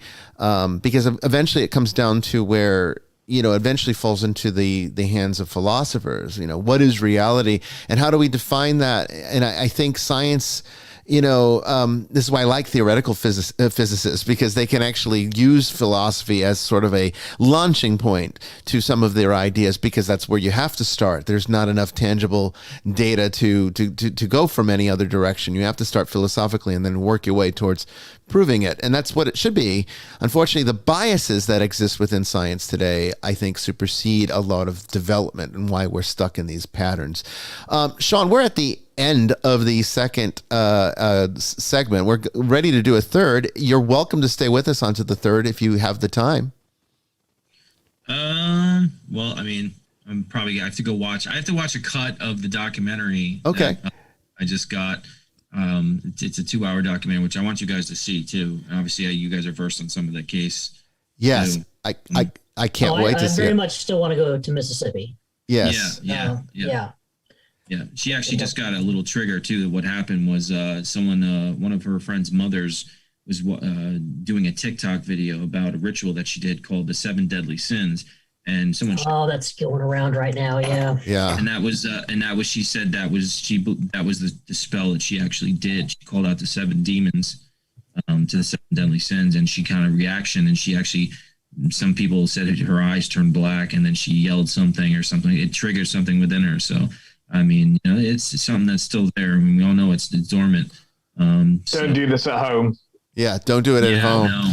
I'm gonna reach out to her the next few days and just kind of talk to her. Well, Sean, let me just say thank you so much for being with us tonight. Is there any like website or something where people can reach out to you? I know Twitter, at Sean Austin. There's a few ways that if somebody has a question for you, what are the best ways to reach you? My website, Sean D. Austin, SEAN, D as in David, AUSTIN.com, or you can, see some of these crazy videos I'm posting on my YouTube. Just type in Sean Austin Paranormal on YouTube, or I'm doing a lot more on TikTok again. So same thing, Sean D. Austin. It's pretty much all my handles on most of the pages. So, definitely looking forward for people checking out this insane story coming out in 2 weeks. It's a roller coaster of emotions, but it really just tells why people shouldn't mess around with this stuff. And this girl was brave enough to, have this story get out there to even if it changes one person's life and takes them away from doing that sort of thing. So it's something people need to see. Awesome. Definitely. Awesome. Yeah. Well, thank you so much. Don't forget to get some sleep, Sean. Yes. Definitely get some. You do need to sleep a few hours a night. Yeah. You can sleep when you're dead. Right. Well, let's not expedite it. I know. Well, Shaun of the Dead. Thanks again, Right. Sean, for being Great on to the meet you, show. Sean. Yeah. You too, Father. Yeah. Thank you Right. so much for being on the show. And you are welcome back anytime at all. But this has been great. We're going to do another segment here. So don't go away. We're going to come back just to kind of debrief, I guess, from this very heavy-handed discussion about, philosophy, physics, science, and where it's at. Don't go away. Here in the middle of nowhere, there is no there. It is cold there, but I am safe and I am warm. Although it's hard, I know I gotta keep up. No time to lay, to drift away. I find my space, I spend my time down the rabbit hole again. And as I fall, I can feel the pain. You can't tell me where to go, so I don't know, I just go with the flow. I go with the flow. I'm falling up, I'm falling down, from the sky and from the ground. Up above just like below, and I don't know where I should go. I'm stuck in limbo.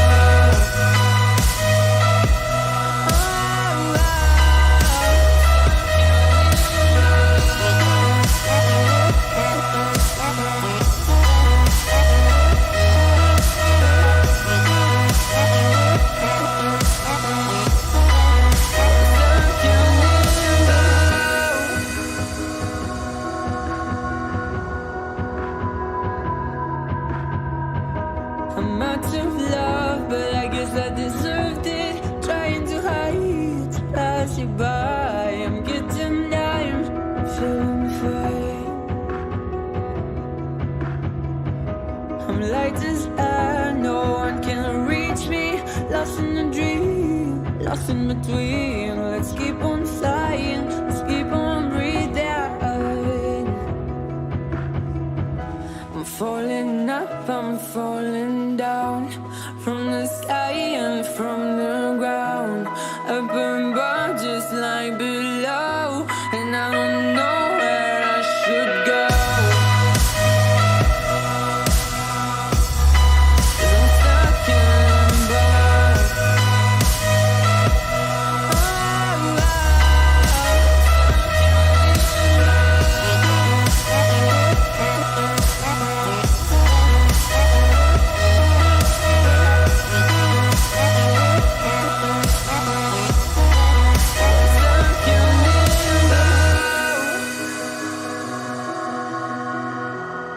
Cause I'm stuck in limbo.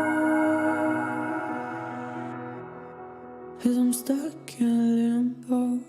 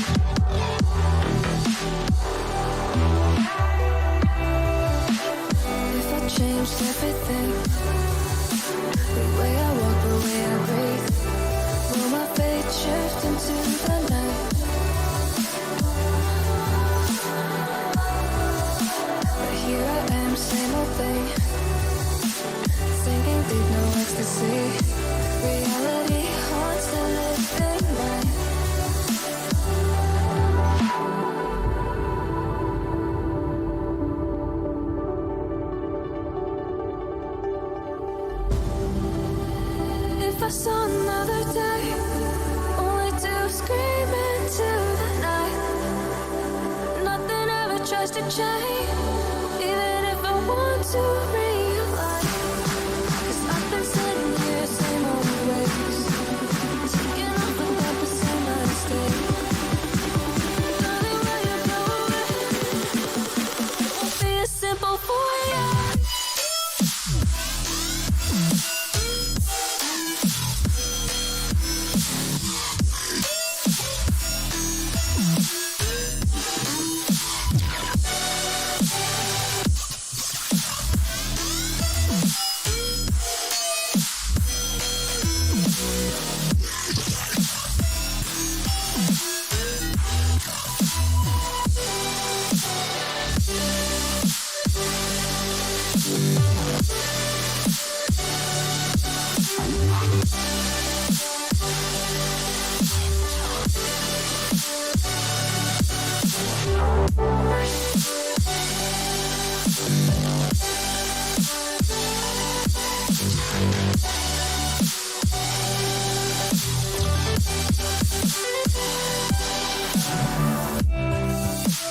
Time won't change anything if I don't know how to breathe. The current that pushed against the tide.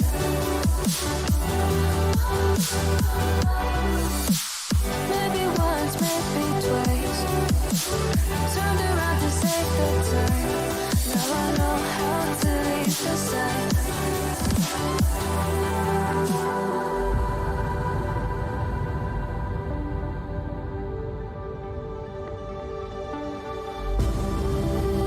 If I saw another day, only to scream into the night.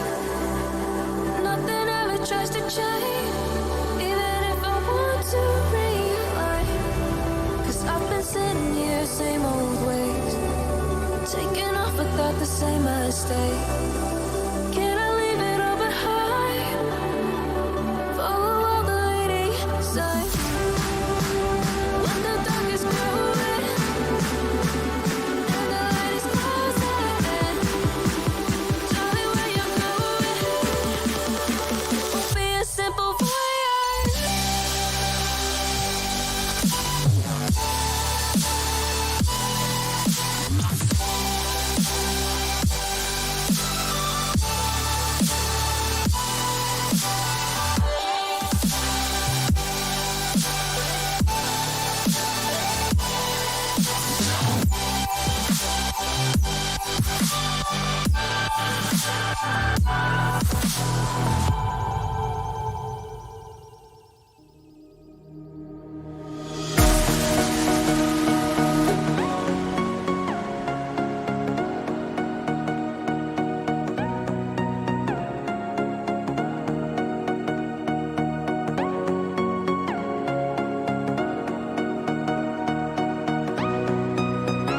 More than lovers, destined to find one another.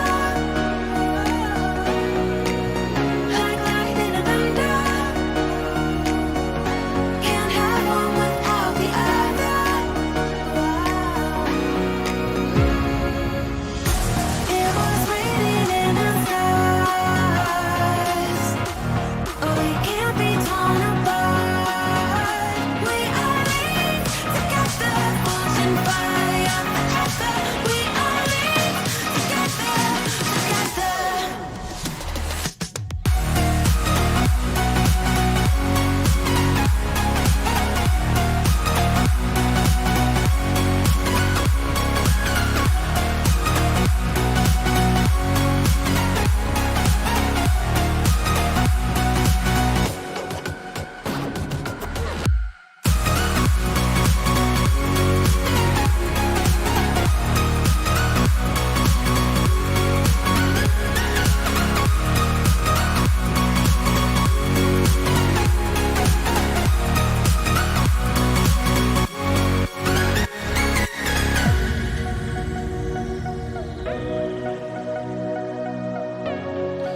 Welcome back, everyone, to the third and final segment of Vestiges After Dark.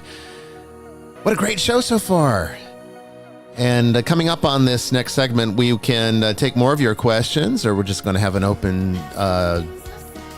topics, open lines, and open discussion with Father Chris and Sister Mary Joan. Don't go away.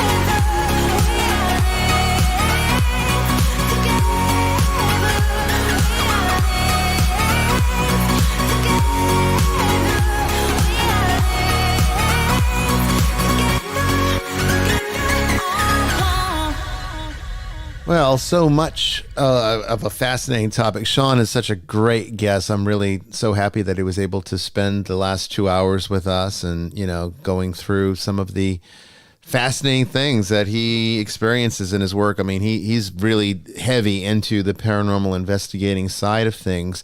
Sister Mary Joan and I don't do half as much of that really that much anymore. Most of our work really is working with people directly, and we've gotten pretty good at discerning what's going on. So typically we don't in our ministry get into the paranormal investigating aspects as much anymore unless we know that we are definitively working with a haunting or something like that. But when we're dealing with demonic attachment, it really doesn't matter what kind of evidence you collect or, you know, getting captures. They're fascinating when you do, but it doesn't really help the case. What really helps the case is getting that client right in their relationship with God. And as soon as you fix that or help them to fix that or facilitate fixing that, that's when you start to see the improvement.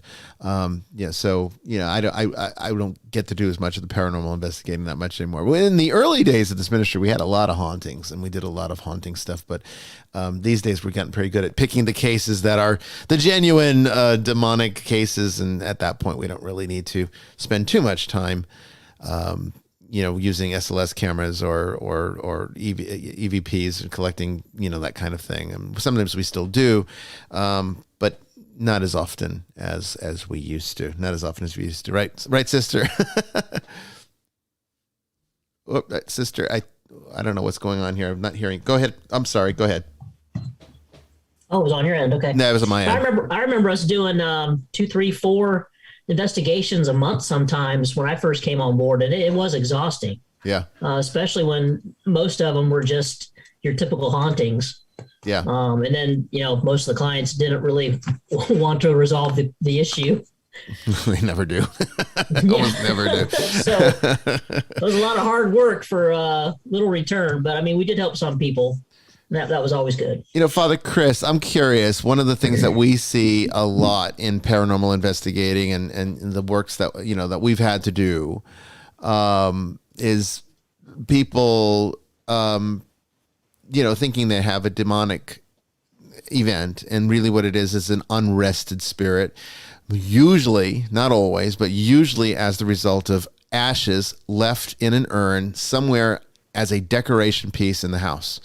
And the family never wants to get rid of them, despite the fact that you explain, you know, how it works and how important the rite of Christian burial is, and properly resting the remains the right way, and more importantly, explaining to people that ashes are remains. No, they don't stink anymore, but they're not rotting flesh, but they are still bone. It is still the remains of the individual, and we were talking about energy earlier. There's still energy there. So I'm curious, in Australia and the work that you do, I mean, I'm wondering is it just like an American problem, or do you have that same issue going on out there too? No, it is an issue here, and I think it's an increasing issue because people are not religious, and so what happens? Overwhelmingly, non-religious people are not buried; they're cremated. And there's reasons for that. It's cheaper. It's financially a decision for a lot of folks that I know. Absolutely. And by the way, that's not an illegitimate reason for a cremation. I mean, we're not opposed to cremation, although the church was for a very long time opposed to cremation. But that wasn't because of cremation. It was because of the association with occult practices and right. The idea that you had to be cremated to escape, or So given that that's not what's going on, overwhelmingly people have cremations. In England, it's even more so because there's, to be frank, not enough room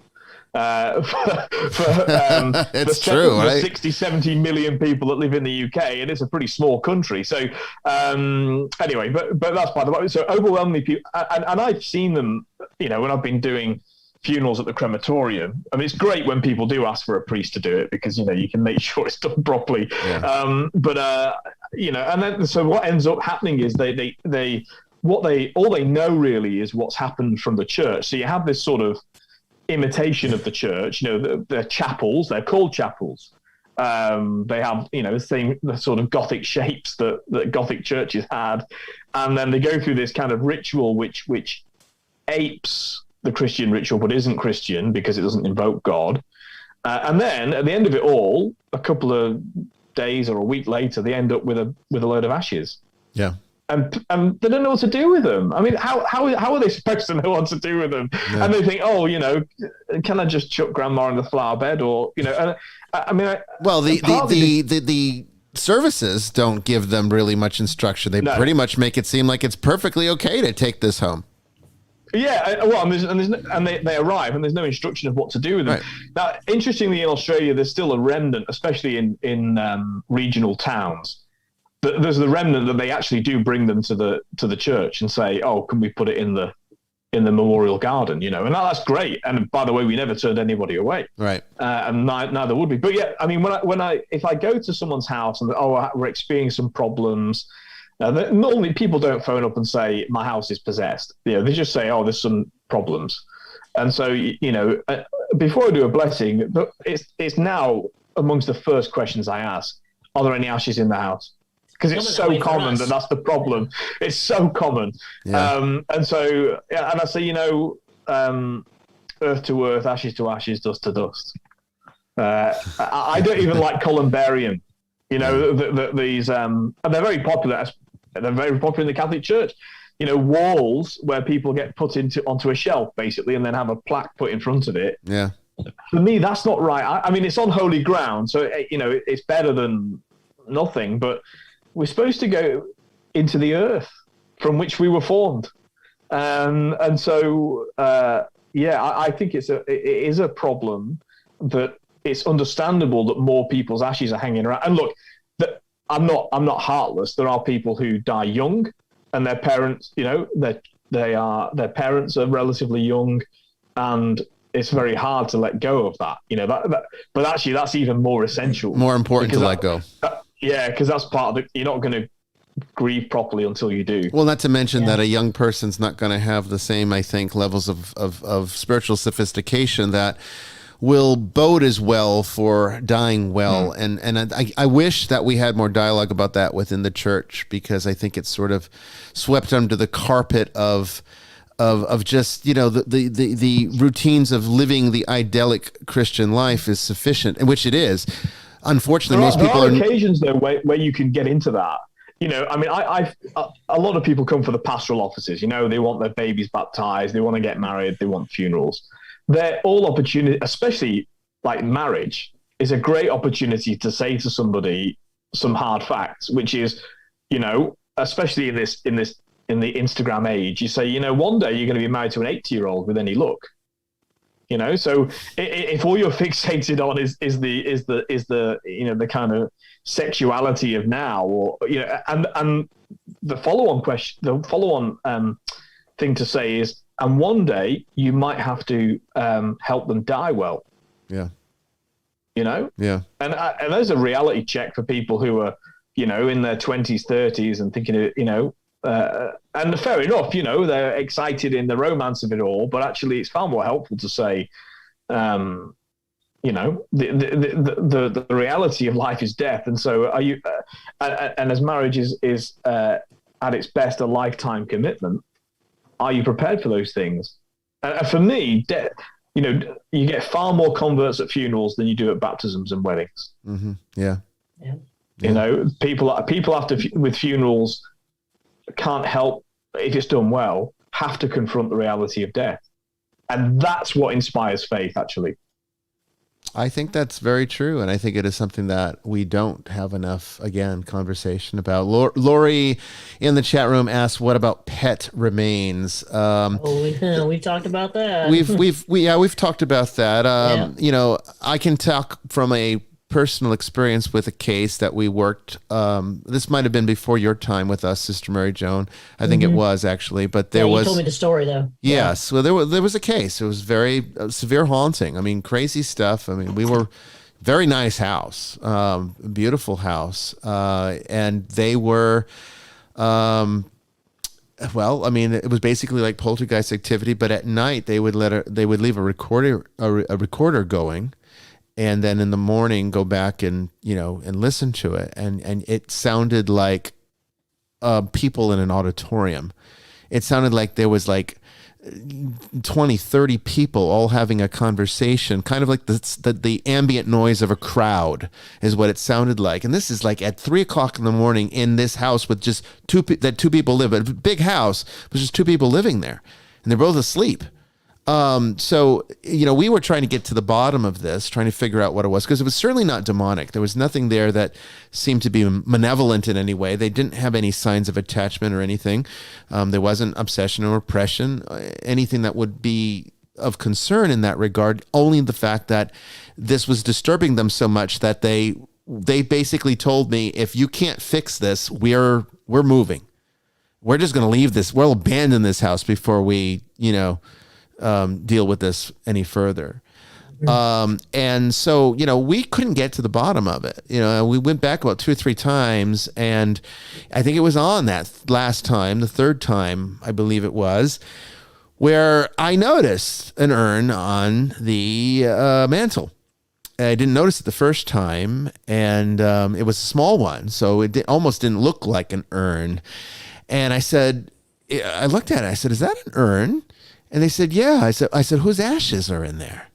And he says, it's our cat. And it explains why it was a small urn. And I said, oh, really? It's your cat's ashes. And knowing what I know about how ashes are like magnets, remains of any living thing, particularly something that was loved, you know, because that actually, love actually raises the energetic significance of a thing. I think there's probably a few dead rats under my house. I mean, well, yeah, but you don't love them, so you don't have to worry about it. Did they die well? Yeah, it's the same thing with, like, you know, people ask me all the time. People ask me all the time. Well, what about the carcass from, you know, my turkey dinner? Is that going to come back and haunt me? You know, and it's like, well, you don't love it, right? You didn't invest any love in it. So when you don't put love in, there's no attachment.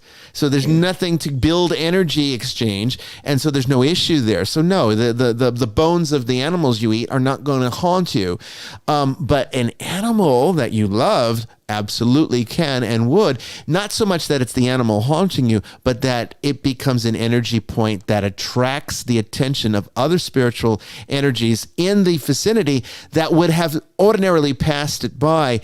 But because this became like a beacon of attraction, they're brought to it like a magnet.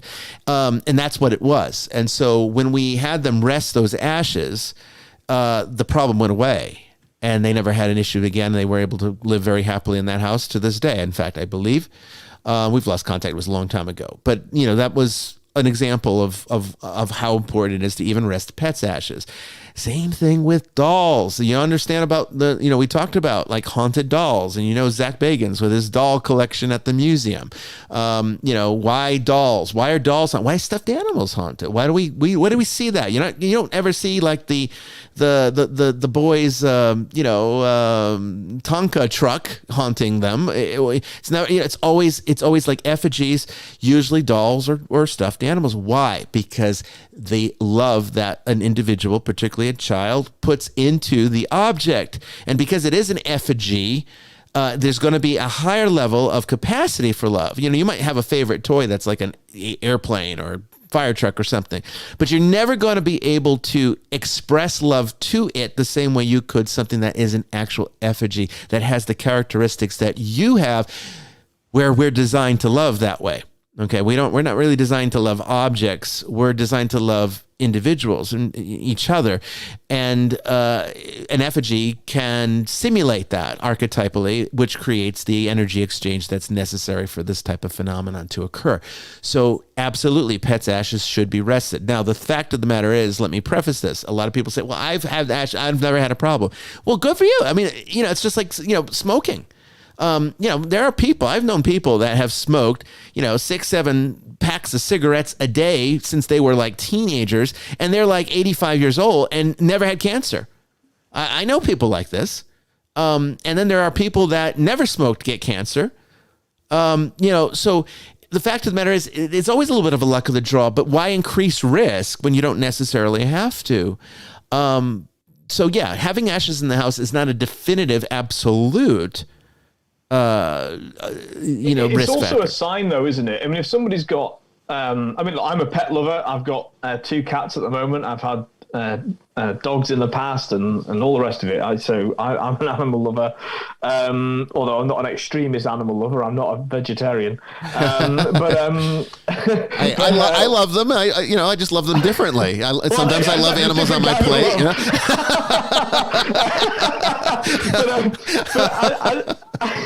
I think that somebody would have. So I understand people's attachment to pets and the love that they, and I'm not saying it's not a love that they offer their pets, but it can't be the same as human love. And actually, nobody is persuaded of this, even people that try to persuade themselves that their animal loves them in a way a human can. What they mean is their animal can't hurt them the way a human can. But, right. It's so I understand that connection. But actually, if somebody has the ashes of a pet in their house, that's a sign that their will to love might be slightly misdirected. So yes, it can be that the ashes are an energy source for spiritual forces, but it could also be a sign that they're misaligned in their spirituality. I think understanding it. I'm not saying they're mad. I see what you're saying. Yeah, I know what you're saying. I think it comes down to, again, back to attachment and the risks of attachment and how attachment is basically misdirected energy. I mean, it really is. That's what all attachment is, whether it be the attachment of a demon to you, where you are now aligned energetically to it, where it becomes possible, or the other way around, where you're attaching to someone that has passed on, or a pet that, and you can't let them go, you won't let them go, and that creates also the same type of spiritual problem.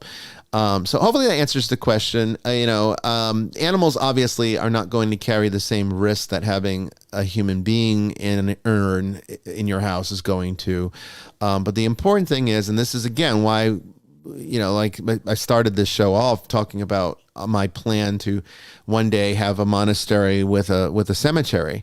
This is going to be a place where we are going to encourage people that do continue to have ashes and don't know what to do with them to come and to be able to rest them properly on holy ground. And that's, the most important. Laurie did actually ask a question in the thread, which I was kind of typing responses to, which was, what do you do with pet ashes? Can they be buried anywhere? My view is yes, they can. That a pet's ashes don't need, or a pet itself.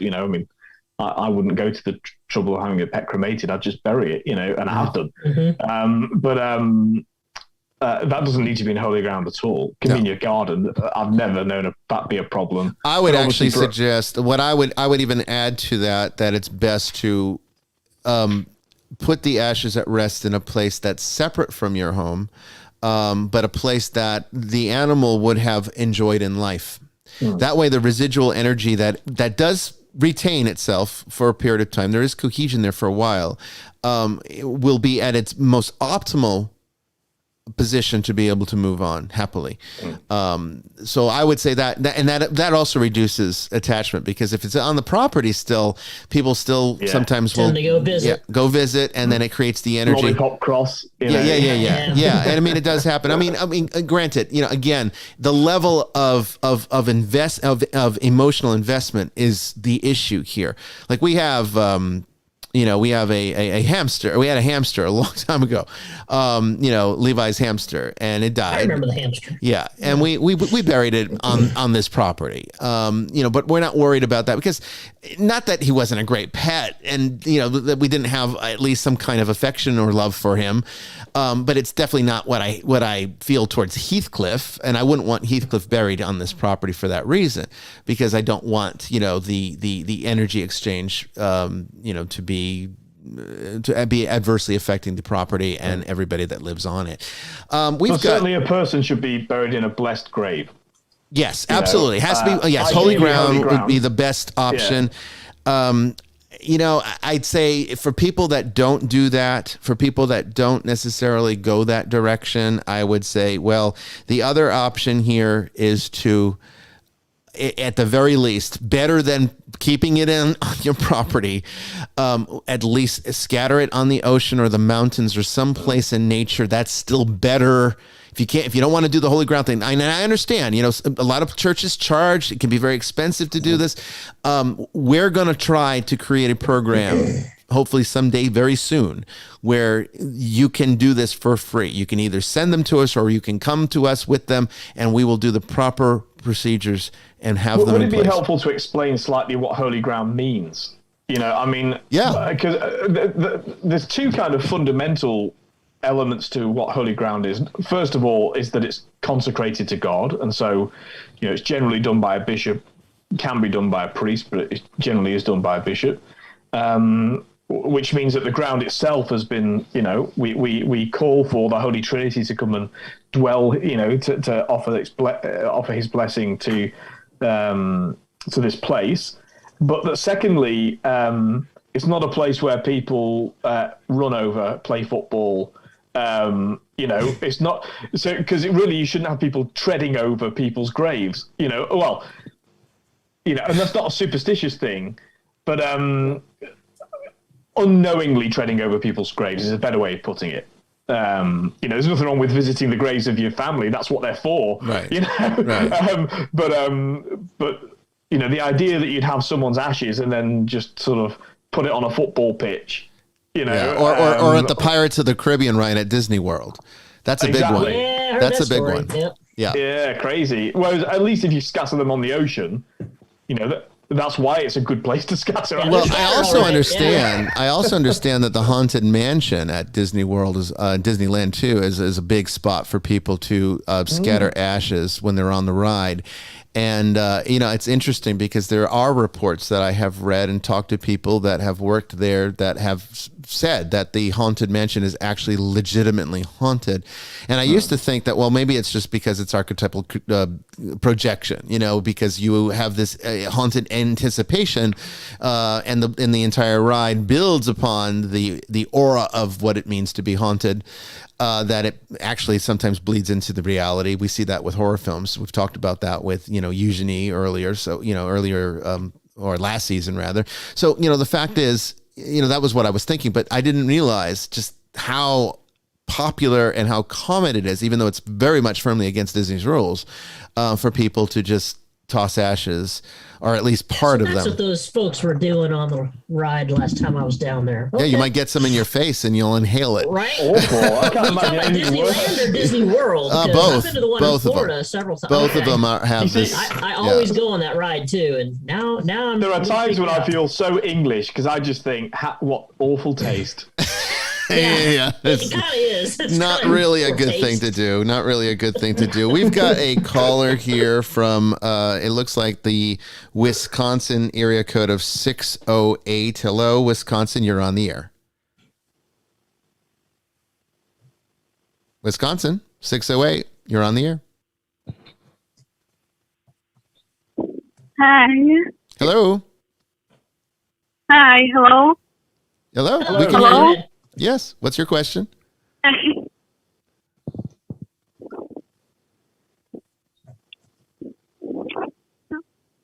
Can you hear us, caller? Yeah. Yes, I can hear you. Okay. What's on your mind tonight? This is kind of a thought.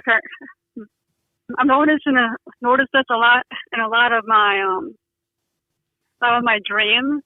Like not like it's kind of hard to explain. So like I'm not a ghost. I'm not having an out-of-body experience, but I can see where I am and what I'm doing in my dream. If that makes any sense. So like a lucid dream. Yeah. Mm-hmm. I don't know because no. There's Brian, you could describe what lucid I'm in a deep dreams sleep. are. I don't know. Yeah, well, lucid dream. There's basically two kinds. Well, there's three kinds of dreams. There's the ordinary kind. There's the prophetic kind, and then there's the lucid kind. Prophetic dreams I tend to feel are messages. I feel that a lot of times when these occur, which are rare, I wouldn't say that you would expect to get these all the time. I would say that it would be far more normal to maybe have one or two in your entire lifetime if you're lucky. Where it would be like usually an angelic encounter of some kind, where a message is conveyed to you, something that you need to know. Perhaps you're on the wrong direction and there's something according to God's will where he needs to get you back on track. And the only thing that will do it would be something extreme like that. And that's the only time something extreme like that would ever happen. It's when you're violating God's will to such a degree that it actually cannot happen. We're given certain freedom, but there's like fixed points, I think, in the plan of salvation. And, there are messages that sometimes we have to listen to, and that's the way he gets our attention. So that's kind of like the prophetic dream. The normal dreams are just dreams. Often normal dreams that seem significant are usually just experiences within the psyche, where usually from a psychological vantage point, the people in your dreams are actually aspects of you, different aspects of your personality that the dream allows you to break down in a certain way to be able to integrate or facilitate an understanding, or usually kind of like the defragmenting process of a computer. If we're struggling through a difficult time, sometimes it is helpful to sort of break down in the dream state what's actually going on, so that the subconscious, the superconscious, and the all of the unconscious data points can sort of exist separately, and each one can objectively interact with each other like different people. So oftentimes when you do encounter different people in your dream, even if it's people that you know, they're kind of like aspects of yourself. They're not really the people that you think they are. Then there's lucid dreaming. That's a whole different ball game, and that comes very, very close to the out-of-body experience.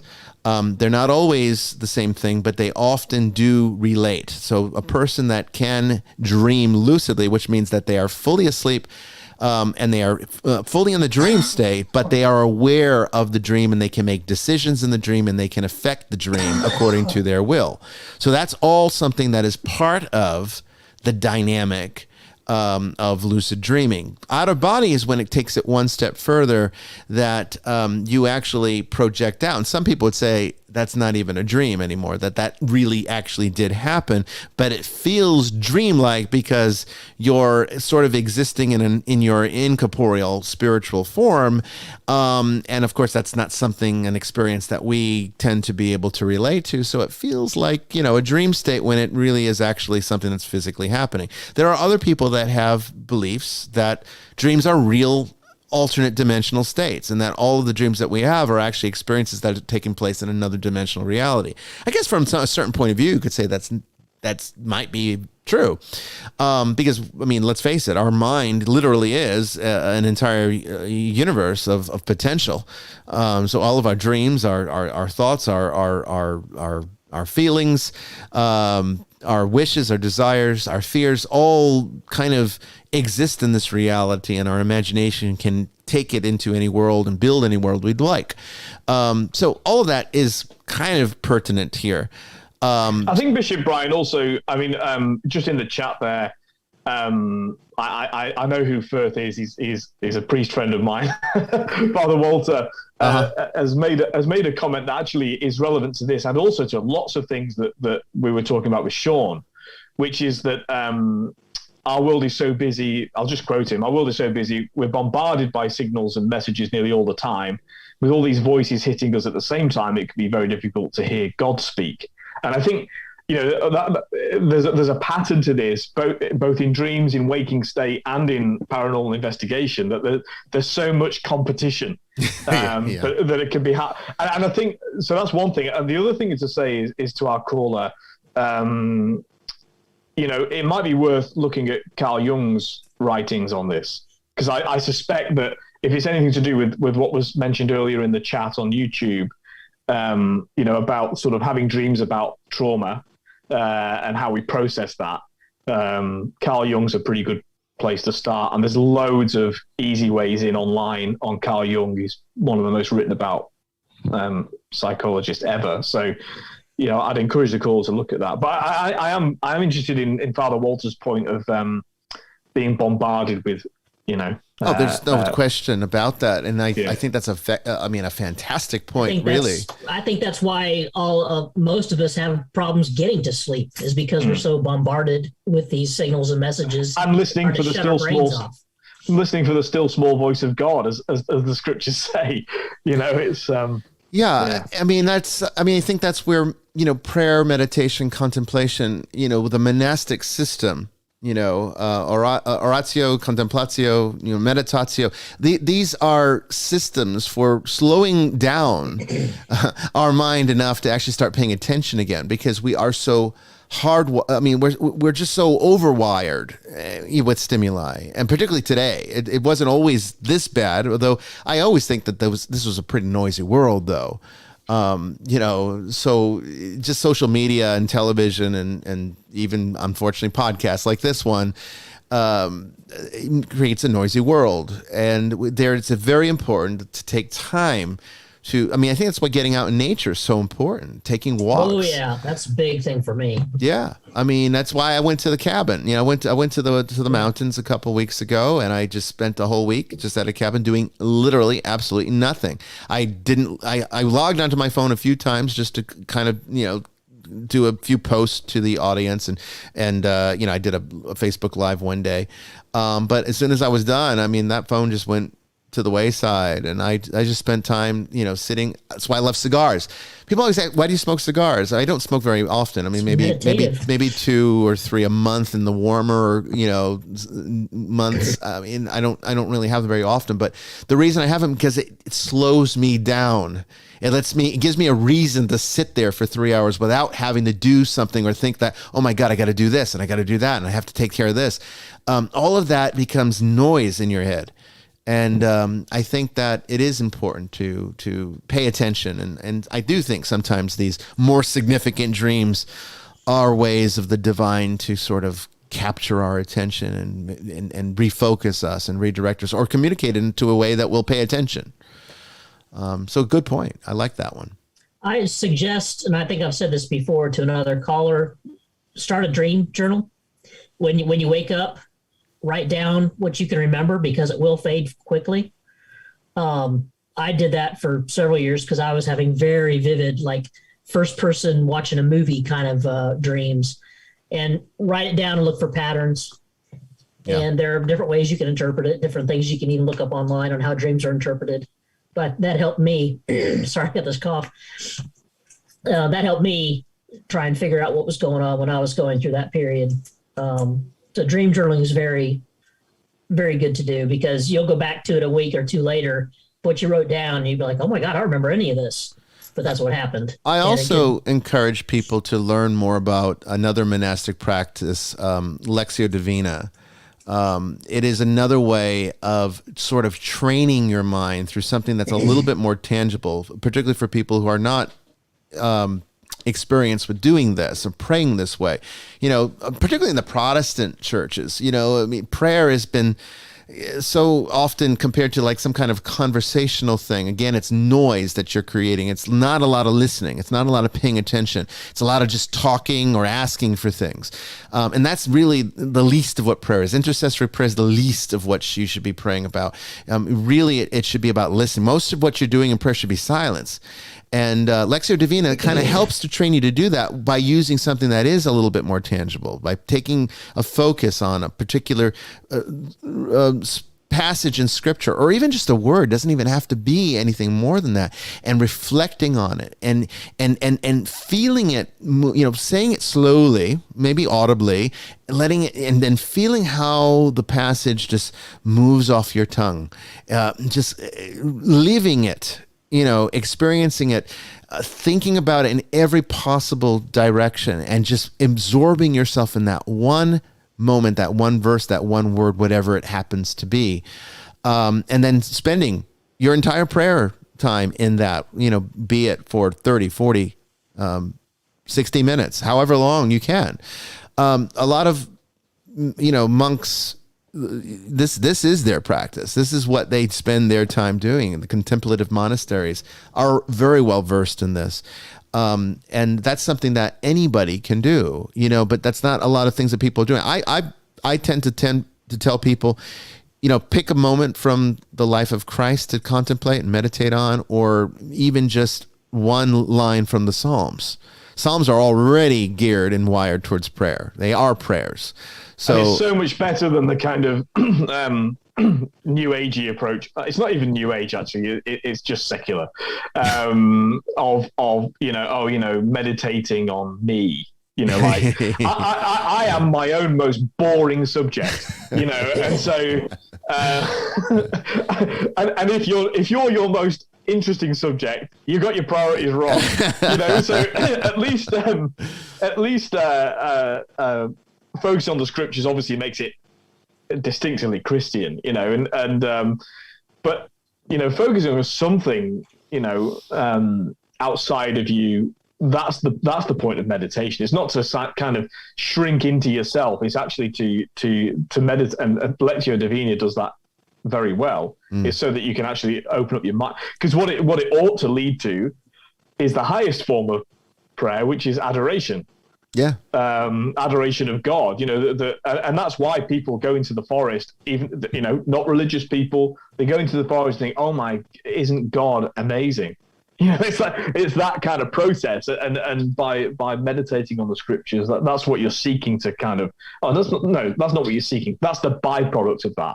Yeah. Is that kind of God takes you the rest of the way, and you become absolutely amazed by the beauty of God. It was how I found, my current path in my spiritual life. Honestly, was that, I would go into Mass early even before I had, because I wasn't confirmed at the proper time. I was baptized, as an infant, but my family was not a religious family, and so even though same for me, interestingly. Yeah, really, yeah. It's interesting. Yeah. So even though we had a Catholic conversation about God when the subject came up, we weren't practicing. So when it came time to be confirmed, I was not a viable candidate because I wasn't going to Mass and we weren't doing these things, and I wouldn't have been caught up on anything. My first communion, honestly, only happened because my uncle got married and wanted me to be the ring bearer. And I had to receive with the rest of the wedding party. So the priest just said, you know what, this is your first communion. I don't necessarily agree with how that went down, but that's kind of how it sometimes goes down. And so that was my experience. But when I found my vocation and I was exploring it, I would go to like, you know, just a random church. I would just go to some church in the diocese that I had never been and just walk in for mass and sit down. And I would usually try to get there about an hour beforehand, because typically the doors would at least be unlocked and you can just sit there and have the quiet time before the liturgy would begin. And I remember being so overwhelmed with the presence of God in each church that I would go into. The presence just emanating off of the tabernacle and how visible it was. And it was because my focus was primed. I had learned to quiet my mind enough that I could actually listen to what was really going on around there. And God's voice he was speaking very loudly. But I wouldn't have heard it if I hadn't learned how to quiet myself down, which is not necessarily the easiest thing for a young person. See, that's what nature does for me. And I've talked about it before. When I need to get away and I want to meditate or be in deep prayer, I take kind of my shamanism with me. I'm blessed to have, 2 acres behind me, and it converges with 3 other properties, and there's a creek back there. And I'll go back there. No one ever goes back there because kids don't play in the woods anymore. So I'm pretty much by myself. Yeah. I'll go back there. I've got a little spot where I sit down and actually take my shoes and socks off and put my feet in the stream. And then I just try to quiet myself and I listen to the water. And the water puts me into a meditative state. Then I can hear all the animals. Then I can hear individual animals. Then I can hear animals behind me, in front of me, above me, below me, to the right of me, to the left of me. And just when you think that you can't hear anything else, you'll feel a breeze, or you'll just know when the divine's speaking to you. And sometimes it takes 30, 45 minutes for you to get into that state. But once you do, you can actually hear God speaking. Now, I don't hear him like hollering at me, but I hear him through his creation. And it's a very peaceful, very, very satisfying type of prayer that I enjoy to do. Well, it's putting on the microscope, isn't it? That's what you just described. I mean, for the most part, we look in the macro, and then if you look through a microscope, you can see all sorts of extra things. Right. Little critters you didn't know were there. So that's kind of what that meditation does is you just become hyper aware of small changes, and those small changes become really important. So it's a really good thing to do. I mean, especially when we live in very polarizing times, and I'm guilty of the political polarization as much as anybody else. I've got my Top of Soul shirt on, but you're also being shot at with rubber bullets. I mean, so come on. Well, that's true. We got to give you a little break here. I know. I used to do the shooting with them. Now I get shot with them. But one way to get through that, people keep asking the question: how can we come together? Well, don't even bother trying to come together on your kind of political vision, but we can come together through meditation, because we all become aware of the same world in which we inhabit, and it's the same spiritual world, no matter what people believe, and so God is God, no matter what anyone else thinks. And so I think that's a really good way for people to find commonality. I can see that's part of the appeal of the New Age movement. It is kind of there's something good about drawing people to nature. I think my criticism would be is it can't stay in nature, and God is not an anonymous Gaia. God is Christ, but that's where the difference is. But I think their appeal to wanting to really focus on where you are now, that's a very healthy thing. I think that is well said. And with that, we reached the end of the show. So thank you both, Sister Mary Joan, Father Chris. Thank you. We'll be back next week with a brand new episode of Vestiges After Dark, Tuesday at 8 p.m. Eastern Time. We hope that we see you then.